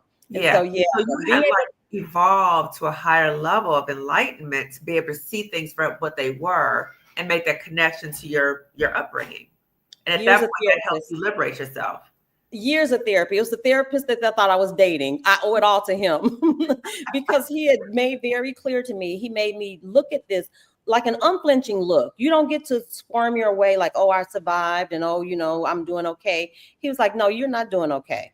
This is what happened to you. If you were okay, you wouldn't be sitting here in my office. You wouldn't be crying on the way to the job every day. You would be able to sleep. Your eating wouldn't be disrupted. All of those things. He really held my feet to the fire, and we labeled all of those roles so that when I saw them in the workplace, I was like, oh yeah, I get it. You're like Yana. You're able to call a thing a thing. Like, I see. Okay, I see that too. Okay, yeah. Okay. What about the rest of you? Did the early mom is a bully, first bully, did that prime you for being a toxic job or having difficulties leaving? So for me, it didn't necessarily translate into a toxic job, but I could not work for women. I could not in any way, shape, or form have a woman, especially a Black woman. Let me just be clear. I won't even say a woman. I could not have a Black woman in authority over me, period. It never worked out. So whenever it is that I was working for a Black woman, I usually was gone like very quickly. But it did translate into my marriage. And, I still kept trying to, hustle for my worth and perform enough to be okay in that environment. Fortunately for me, after my son was grown, I had a great bosses early on, white men that were very, very good to me. When my son graduated from high school, I moved to Atlanta, and I have been self-employed ever since. So for 20 years, that was just a choice I made. I would get a job here and there, but when the boss started being crazy, I was like, I can't. Once I learned how to make money by myself, I was like, I can't do that. Because you don't want to recreate like that. It was like a reminder of your dynamic and the way you were able. It was like transference. Like you saw a Black woman and reminded you in some way of mom. If they talked to me crazy, if they said something, it was triggering an unhealed part of me. So that criticism, and maybe it wasn't even that, but anytime that we were butting heads or, we couldn't get along, I had trouble using my voice, or I would get so angry and frustrated that I literally would just leave the job just because I could not handle it. Wow. That's deep. What about for you, Danny and Al? So I'll say going into the workplace, the reason you're primed if you're raised by an abusive parent is because you have no self-respect. Your self-respect is a problem in your household. So those walls were destroyed by your mother long ago. If you had self-respect, it would not enable her to treat you how she wants to. So when you get to the workplace and they subtly dehumanize you in 1,000 ways that you're not primed to pick up on, you just go with it. And the rules are the same. So you're actually, the mindset that we have when we go into the workplace as Black women is we have to fight, we have to survive, we have to be strong, we have to not quit, we have to endure, we have to excel. And that really comes out of being raised in an abusive household. But I want to name that for us, that trauma, the reason why the workplace can mirror our household is because that doesn't belong to us. The reason why Black women doing generational healing work, the reason it's threatening to others is because if we do enough of it, we're going to get right down to the part where they are responsible. we're handing off something that belonged to them over to us, Mm. and we will give it back to them. And I think that is an ultimate goal of the healing journey, is to take the hate, because Black women get used as spiritual dumpsters for the rest of the world, to Mm. take the hate that you want to offset onto me in the workplace with your comments and your passive aggression and your microaggressions, and give it back to them.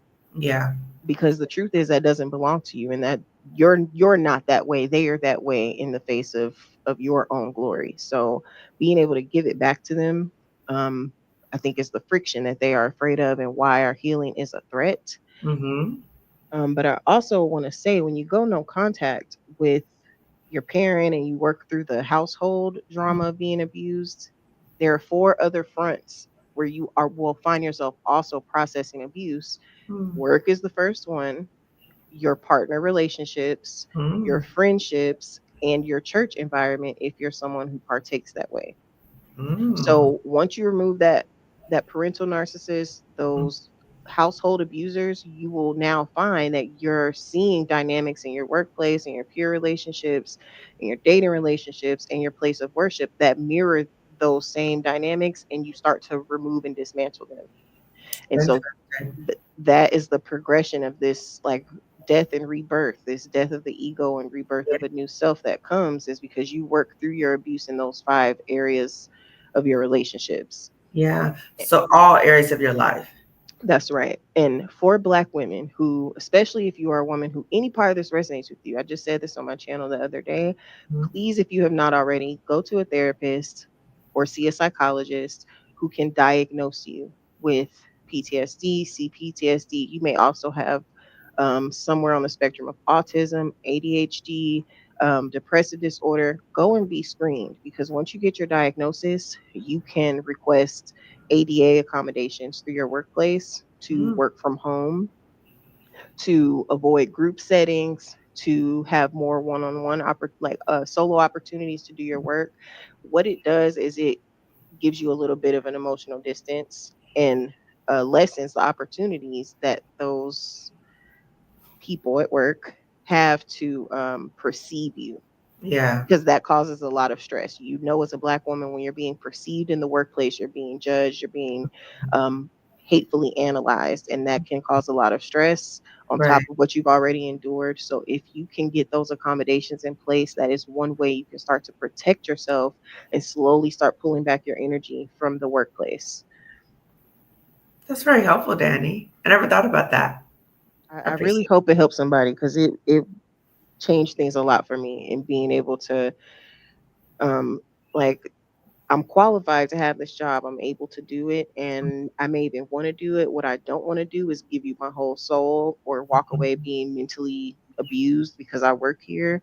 So now that I have self respect, now that I have been to therapy, and I can understand that this environment is not for me, I Mhm. put unapologetic boundaries up that protect me from you and how you want to dehumanize me. Right. And that's healing, to think about you weren't able to do it in your childhood, but to be able to do that as an adult. That's very healing. Thank you, Absolutely. Danny. Of So course. that's how you come off mute. Yeah, Dr. K, I just wanted to toss this in. Not only do we become desensitized because we have become accustomed to being disregarded, but many of us as young people had to prove our worth. And so you're so accustomed to performing and outperforming and doing all the things right. And you bring this kind of, that same kind of energy to the workplace. Mm-hmm. Many people, I would be willing to bet that most of us were probably high achievers. You Mm-hmm. were probably the best in your field. We talked about this pet to threat, that Right. dynamic that happens in the workplace. Mm-hmm. But because I believe that pattern that you learned as a child, which is I have to perform to be loved, I Yeah. got to be the best, I can't be a problem. Right. You bring that same energy. So now you're desensitized to the abuse of Yeah. the situation, and you're still trying to prove your worth. It is a recipe for keeping you in that toxic system. Yeah. And I promise you, I believe that bad leaders have a school somewhere, and they teach them this. I've heard too many women say it, and I'm like, they got to be teaching this in bad leadership school. Well, you know Because what? You know what? This is something that I saw actually in a video from Dr. Ramani, who looks a lot at narcissistic behaviors. And she talked about people who have narcissistic qualities are more likely to go into leadership positions. So personality wise, they're more than likely to go in these leads. So that's the playbook. That's their personality style. Playbook. Right. So that's the playbook. So they're just operating out of themselves because they're deeply insecure. So what about for you, Al? Did you have a situation at your job or? I thankfully don't really have a lot of, we talked about it when I was on your channel. That was like probably my most, there were a couple of others, but those were my most traumatic work experiences. But I'm very self-possessed and willful, and I don't have a high tolerance for trauma in the workplace. So that's great. And because my mom's narcissism is so subversive and like beneath the radar, I didn't attribute that. Like, I've always loved Black women and had great relationships with Black women. So it didn't translate that way, but it did translate to my romantic relationships. I was dating my sibling and my mom all day. I was like, it took me years. And kept doing it, right? Kept doing it. And I had no idea. I couldn't even put it together. But what I realized was that my training was love hurts.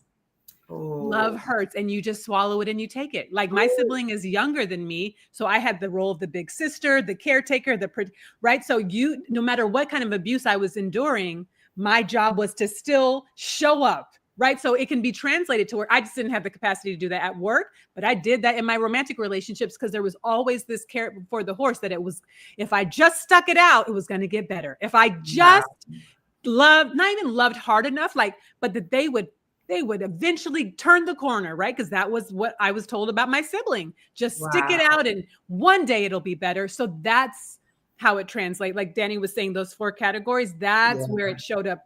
And that's honestly how I started to see the narcissistic patterns, because I was in a 3.5-year relationship with a psychopathic narcissist. And as we ended the relationship, I was in a relationship for 3.5 years with someone who didn't exist. Literally. Ooh. Like, they were a real person in real life, but they weren't like a catfish on the internet, but everything was a lie. Everything. So they were an imposter, basically. Oh, completely. From rooter to nothing was real. Nothing. Wow. And do you know Cosmo used to have this, like, is so-and-so a narcissist? And I was like, before I knew any of the charge, I was like, that sounds like my mom, huh? And my partner. Oh, it was just like a pop quiz. Oh, that's so interesting. I didn't know the gravity of it. And then when that relationship blew everything in my life to smithereens, I was like, were that relationship and my mom? They're the same. But I had no idea. So it didn't show up for me in work, but it showed up in decades of romantic relationships. Yeah. Because it was normalized. Like, all of you, it was just, things are going to get better. I didn't have a possibility model for someone not being trash. I didn't know that someone could not be a trash person. Actually, that's not true. My first boyfriend was an amazing human being and still is. But I think my tolerance, I just didn't have the capacity. And we were together for 5 years, sing. But then I was like, I want to go out into the world and date other people. And everybody after him was trash. Everybody. But because I think I was mapping it to the template that I had. Yeah. He was the exception, not the norm. Yeah. And it sounds like for each of you, based on what you shared, that because of the dynamic with mom early on, you're constantly trying to seek external validation, right? You always trying to do things to make mom love you, or maybe if I do this, or maybe if I control her like this, or maybe, and then it primed you, like Danny was talking about, 4 components to showing up that way in other areas of your life too, right? Okay, so I know we're over. I just want to start winding down a little bit, okay? So as we're winding down, and I'm still gonna read the chat, okay? I'm still gonna chat, everybody. So as we're winding down, what are some healing tips? Because Black women are resonating with what you all are sharing. What are some healing tips or resources that you can share with Black women? And maybe as you're sharing that, if you can also talk about services that you offer, books that you offer, just as we're winding down, if we could just end on that healing note. So I'll start with you, Danny. So I would first want Black women to shift their mindset if they are no contact on Mother's Day, to embracing it as an opportunity, to choose ease over struggle. So if you're no contact, you're not crazy. You didn't go no contact for no reason. You're not dramatic. You're not making it up. If you're in those first few years of no contact, Mother's Day may be hard. It is a part of it. It's, it can be a tough road to, or a tough bridge to cross. I will tell you, eventually it gets better. I think I heard Sandra say it, and I definitely feel this way. At this point, it's just another day on the calendar. Mhm. I feel a sense of relief because I no longer have that pressure bearing down to perform a good daughter on Mother's Day well enough. Like, did I buy the right thing? Does the card say the right thing? Does my face have the right like, it's just so much because it must be performative. A genuine expression of unconditional love may not be enough. It may not satisfy their need to be validated. Mhm. So take inventory of what it is that you are not struggling with, given that you have chosen no contact on Mother's Day. Mhm. Um, as far as resources, there are a ton of helpful links in my digital handbook, the Going No Contact Guide, books to read, movies to watch, journal prompts, things to think about. That is a good place to start. It's intended to be something for you to pull from as you need. Mhm. I am available for one on one coaching for women who are reparenting after no contact. Mhm. And this is for women who are feeling broken. Mhm. You are in that devastated place of figuring out how to rebuild your identity and you don't want to do it alone. You shouldn't do it alone. Mhm. I'm happy to support you in recovering.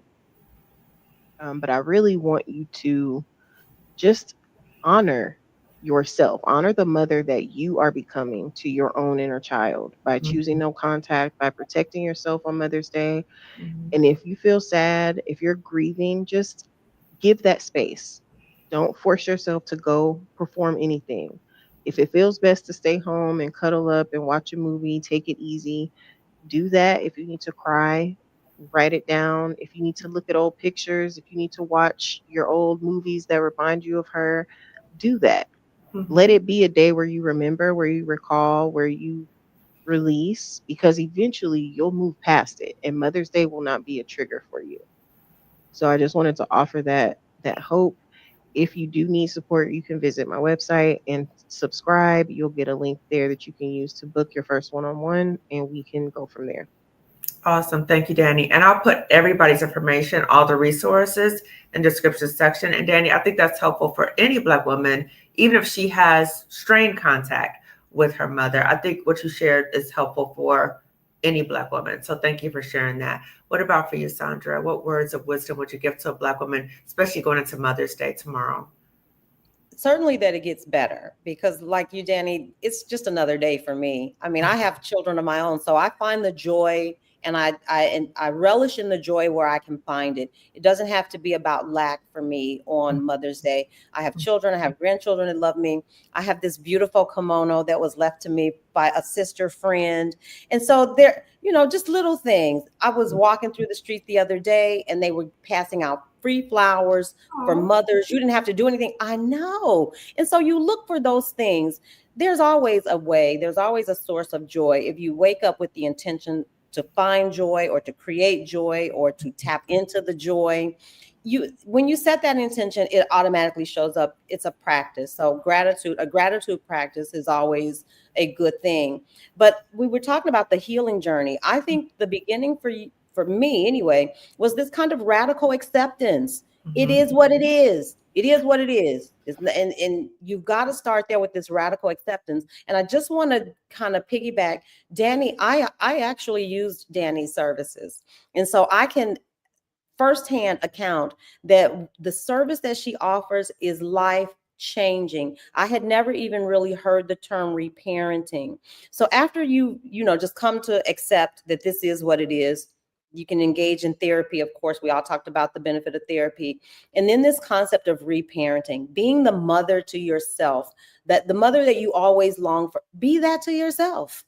Be that to somebody else. There are all these ways that you can reaffirm and find joy and recreate all the things that you thought you were missing. And that has been, for me, probably the most rewarding part is that I get to reparent myself.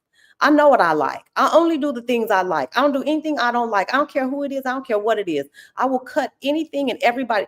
I feel like any woman who will go no contact with her mother, that's a dangerous sister right there. You better watch her, because if you have the courage to pull that trigger, everybody can get it. Anybody can get it.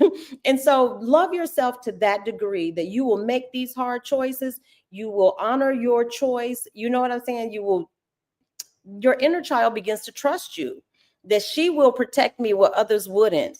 And that's the gift that you give to yourself. Do that for yourself on Mother's Day. My Mother's Days aren't sad anymore. They never really were, but no, I look forward to Mother's Day. I got kids that love me. I got grandchildren that love me, and I love on other women and they love on me too. So we're not missing anything. And if you aren't there today, just trust that you can get there. Check Danny out. I promise you, you won't regret it. Danny, thank you. I say this every time. I owe you a debt of gratitude for the work that you did and the gifts that you gave to me. Thank you, sister. I honor you in the work that you do. That's beautiful. Thank you, Sandra. Yes. First, I want to say, I love to see Black women supporting one another. I love to see Black women honoring each other's services, paying for services, because we have a lived experience that other people can't relate to. So when we have something of value to offer to other Black women, and to see another Black woman purchase that and say, this has been helpful for me, I love that. Thank you so much for doing that, for pouring into Danny. Thank you so much, Danny, for the work that you do. So I wanted to highlight that. And then Sandra, when you talked about you reparenting yourself, you're recognizing the beauty of the day. It's not just association with the negative of what's not. It's looking at, well, I have my own kids, my own grandkids, and I'm just out and people giving me free flowers, and I got sisterhood, community. So looking at the goodness and not only on what's not, but you said it's a process too, which I thought was absolutely a process. Yeah, but you can get there, sister. Be encouraged. There's support, there's help, and just look for it. Just set the intention that I intend to live a good, joyful life. There's something powerful about just saying it, and then write it, and then just watch, sit back, start to pursue that joy. Anything that you thought you missed, I promise you, the universe, God is faithful. And whatever, to the God of your understanding, however, whatever you look to as a higher power, the universe is listening. Say something positive to yourself. Set the intention, and it has worked for me, and along with good therapy and help. So yeah. And before I get to you, Sandra, please share about resources that you offer. Tell about your YouTube channel, how you're helping to liberate Black women too. Absolutely. My channel is From Lack to Legacy. We're all things money, investing, mindset. We teach Black women. We have a learning community that meets twice a month, where we teach all things finance, budgeting, investing, trading, anything that has to do with money. We have a group of wonderful, dynamic Black women that get together twice a month, and all we talk about is how we can make money, And if you aren't in community with us, feel free. I'm sure Dr. K will put the link down in the description box. I will. Okay. Thank you, Sandra. What about for you, Elle? Any words of wisdom you want to share with the Black woman watching today? Yes. First, I want to share 2 book references. Will I Ever Be Good Enough? Healing for Daughters of Narcissistic Mothers was one. And then Mothers Who Can't Love, A Healing Guide for Daughters. Ooh. Those 2 were instrumental for me and helped me feel like I wasn't exaggerating. I wasn't making things up. So highly recommend. Mm-hmm. The other thing I want to say is that healing is not linear, that there's no crossing the line and then you've arrived into the land of milk and honey and never to have these things come up again. Begin today, right? This is a healing conversation. Begin now, keep going. But for example, my birthday was on Wednesday, and for the first time in my entire life, my mother did not, even though I've been no contact with her for 7 years, she has always sent me a little Cash App and a happy birthday note. This was the first year I have not heard a word from my mother. And I was like, oh, I really am dead to her now. Like this is done, which is a complicated feeling, right? Like I went no contact, but now I'm like, oh, she really doesn't care about me for real, right? It's a deepening. I knew she didn't care about me, but now I really know. So the space I just want to offer is that, like, give yourself space to be on a curvy path on a windy, sometimes it's up, sometimes it's down, but the more well-resourced you get, the more in community you get, the more skills you get, the more understanding that you get, then it's like that revelation didn't devastate me. It was more of like an acceptance of fact. Like, oh yeah, this is what it is. And it is what it is. So I just would encourage everyone to begin now, get whatever tools and support you can access now, and you'll keep healing. And as everyone has said, you're healing generational trauma behind you and in front of you. So it's work. This isn't, it's not a leisure stroll. It's not, but also give yourself time to rest. You don't have to be working all the time on this. Like rest, integrate. Eat good food, drink good drinks, whatever that is for you. Sit in the sun, make good love, like nourish yourself in mind, body, soul, spirit, and all emotional, all the way. And I'm pouring into you, sis. So please share about services you offer and about your YouTube channel as well. Thank you. My YouTube channel is Empress of Ease, because as everyone is saying, ease is the way, it's the antidote to all of this strong Black woman narrative that we've been given. Like, how do we create a life of ease? So my channel is Empress of Ease. Dr. Kimani has been on my channel. We had a wonderful conversation. And I also offer one-on-one calls called the Alignment Hour, where we look at what's blocking you, what's stopping you from living in ease and flow, and help you get back in realignment. And then I have School of the Well-Rested, which is in pre-launch, which I'm very excited about, where you learn how to break up with overwork, exhaustion, and burnout for good. And then I have a 3-month coaching program as well, if you really want to get deep into resetting your relationship to overwork and exhaustion and living from a place of ease and abundance. And my website is House of Ease, HAUS of ease.com. Awesome. So again, I put all the information in the description section, and I really appreciated how you said that the grief process is not linear. So there's times you kind of go in and out. And you talked about even the acceptance part. It is what it is. It is what it is. It is what it is. Okay, thank you, Al. Yes. What about you, Tisha? What would you say to a Black woman watching today? I would say, let your heart break. I went through a 4-year divorce, and for the first year, I cried every single day. There was 50 years of grief there. I cried and I worked. Right? I did my emotional work. I allowed all of the things that were heartbreaking for me to rise, to have a voice. It was no more pushing it down. It was no more acting like it wasn't there. I just allowed the little girl in me, her heart to just break. And from that, I went to work on myself and started to put language to exactly what I was experiencing. But I will tell you this. I have what I call her my sister, neighbor, mother, friend, and she has shown up in that space for me during that crying every day. If you can find one person who says, I see you, I hear you, allow yourself to let it out, and they allow you to do that without judgment. But they are lovingly encouraging you to get to the other side. It is a life-changing experience. If you don't have that, please try to be that, because her only requirement to me was, and I expect you to do this for another woman. And that is where the book came in, Radical Resilience, because once I started putting language to the things that I experienced, I could not help but share it. And it's like, no, you're not crazy. These experiences, don't let anybody manipulate you. There are clinical terms for the things that you have gone through. And just because you've gone through them, let go of the shame of it. Bring it up, the feeling. I started to stop judging myself about what it is that I felt and what I experienced. And because of that, I have, got a resource for women to just kind of say, no, I'm not by myself.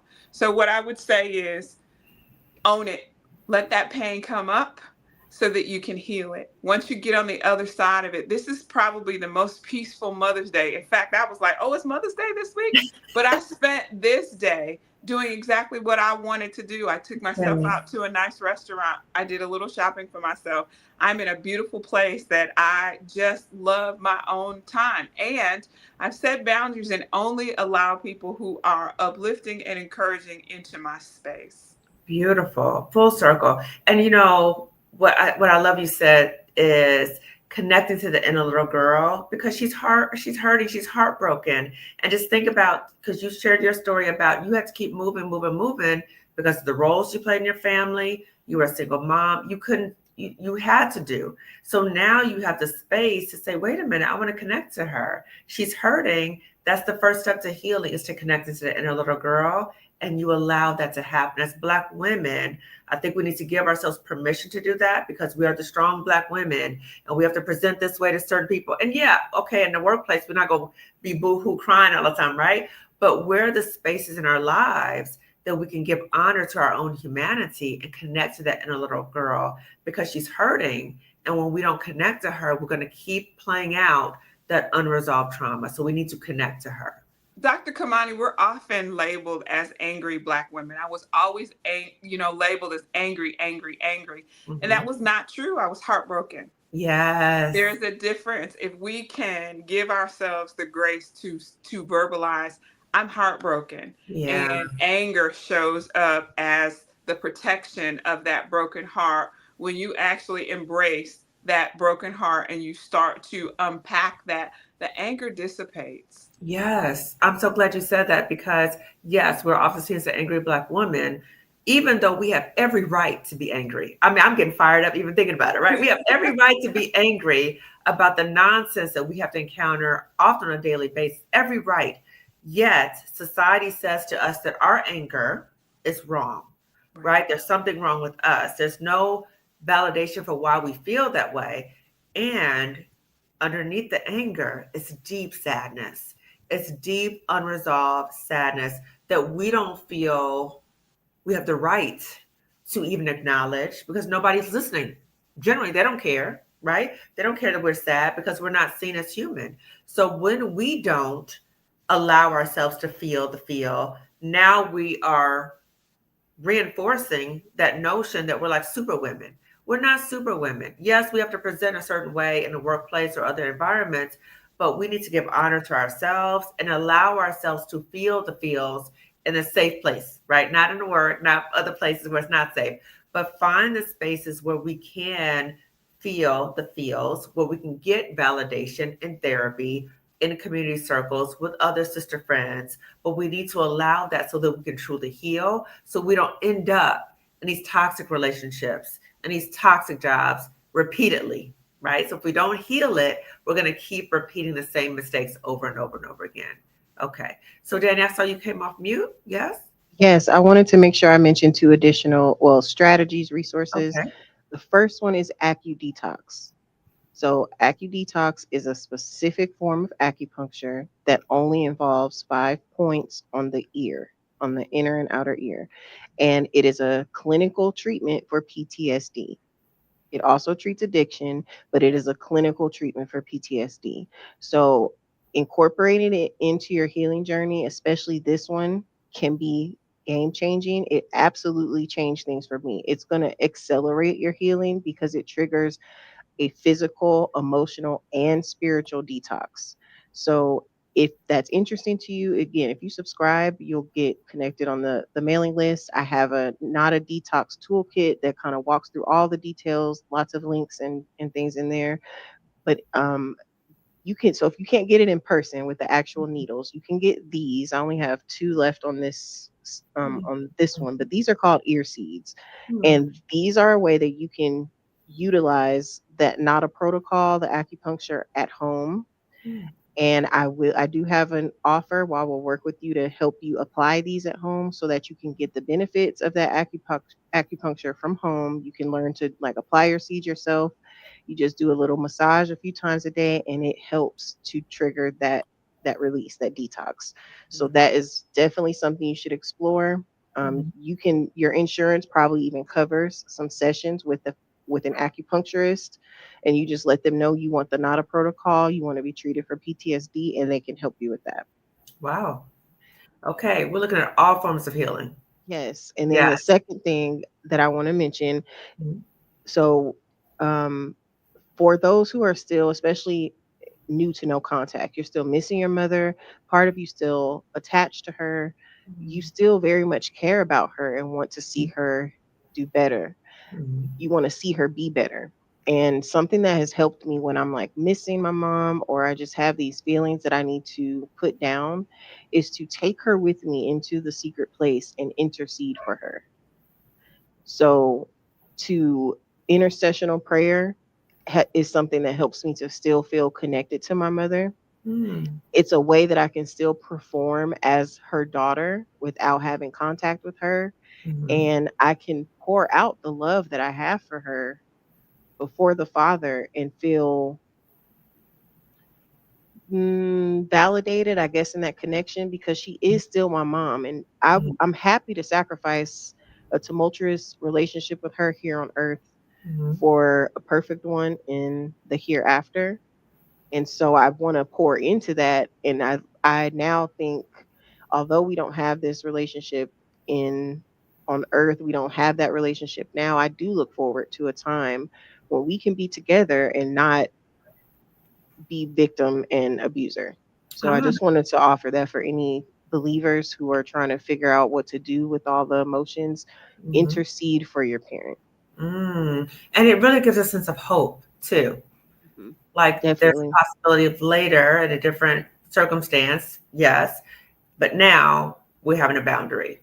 Mhm. Okay, Definitely. okay. So I'm going to read the community chat, everyone. And while I'm reading the community chat, if you haven't already registered for the virtual summit, I want to talk about that just a little bit. So the second annual Job Liberation Virtual Summit is coming up on Friday. So if you haven't registered, get your ticket. Okay. So hello, Dr. Kamani and guest. Question: isn't there any pity for mothers because there is no guidebook for being a mother, and the fact that they are learning and figuring things out as well as providing? I think we covered that already, and that's what I started off the conversation. That this conversation is not to denigrate Black mothers. What we've talked about is having a trauma-informed lens for our mothers and understanding that they've gone through their own history. And yes, there's a level of compassion, but when there's harm that's happening too, the need to set a boundary. Shame coming from the family and the church, that's where it comes in from. Yes, ma'am. Instead of pity, I mean grace. Yes. And I think we've talked about grace too, extended to mothers.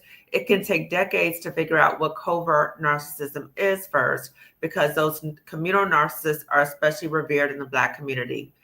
But also because if they were older than 30, none of this research was even available when we were being abused via neglect coming up.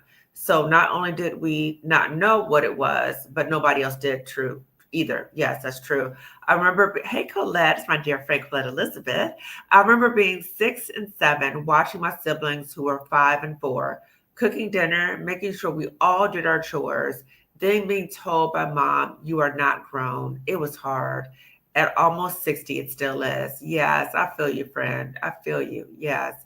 I'm so sorry that you had that moment when you were in the doctor's office. That parent doesn't care about you moment is rough, no matter what. But this might be the worst Black version I've ever heard. So empathy for you, Elle. The parents is more than anything else, and it is payback for not giving you her whole life. It's a hot mess. And another good book is Tias and Primas on no and loving the women who raised us. Okay. And comment to Coletta Elizabeth, that is some gaslighting masterclass that your mom gave you with that kind of comment. I'm sorry you had to go through that, right? So being in a position of parental roles, right, carrying on as a young child, but then your mother's coming back and you're like, you're not grown, even though you're carrying on these roles. Because your parentified self sure was acting grown, having to supervise your siblings doing their chores when you were only 9 years old. Gaslight by family too. Spitting truth about those covert, Miss Danny spitting truth about these covert narcissistic parents. Absolutely. Family can be near professional level enablers.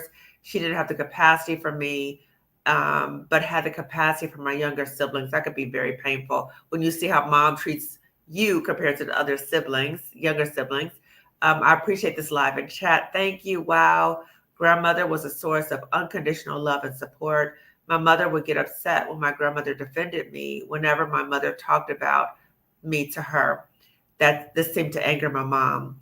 But I've learned to have compassion for my mom. She was forced to marry my father, an adult, when she became pregnant with me in the 8th grade. I think my mom and dad blame me for their lives. Oh, sis, That's heavy.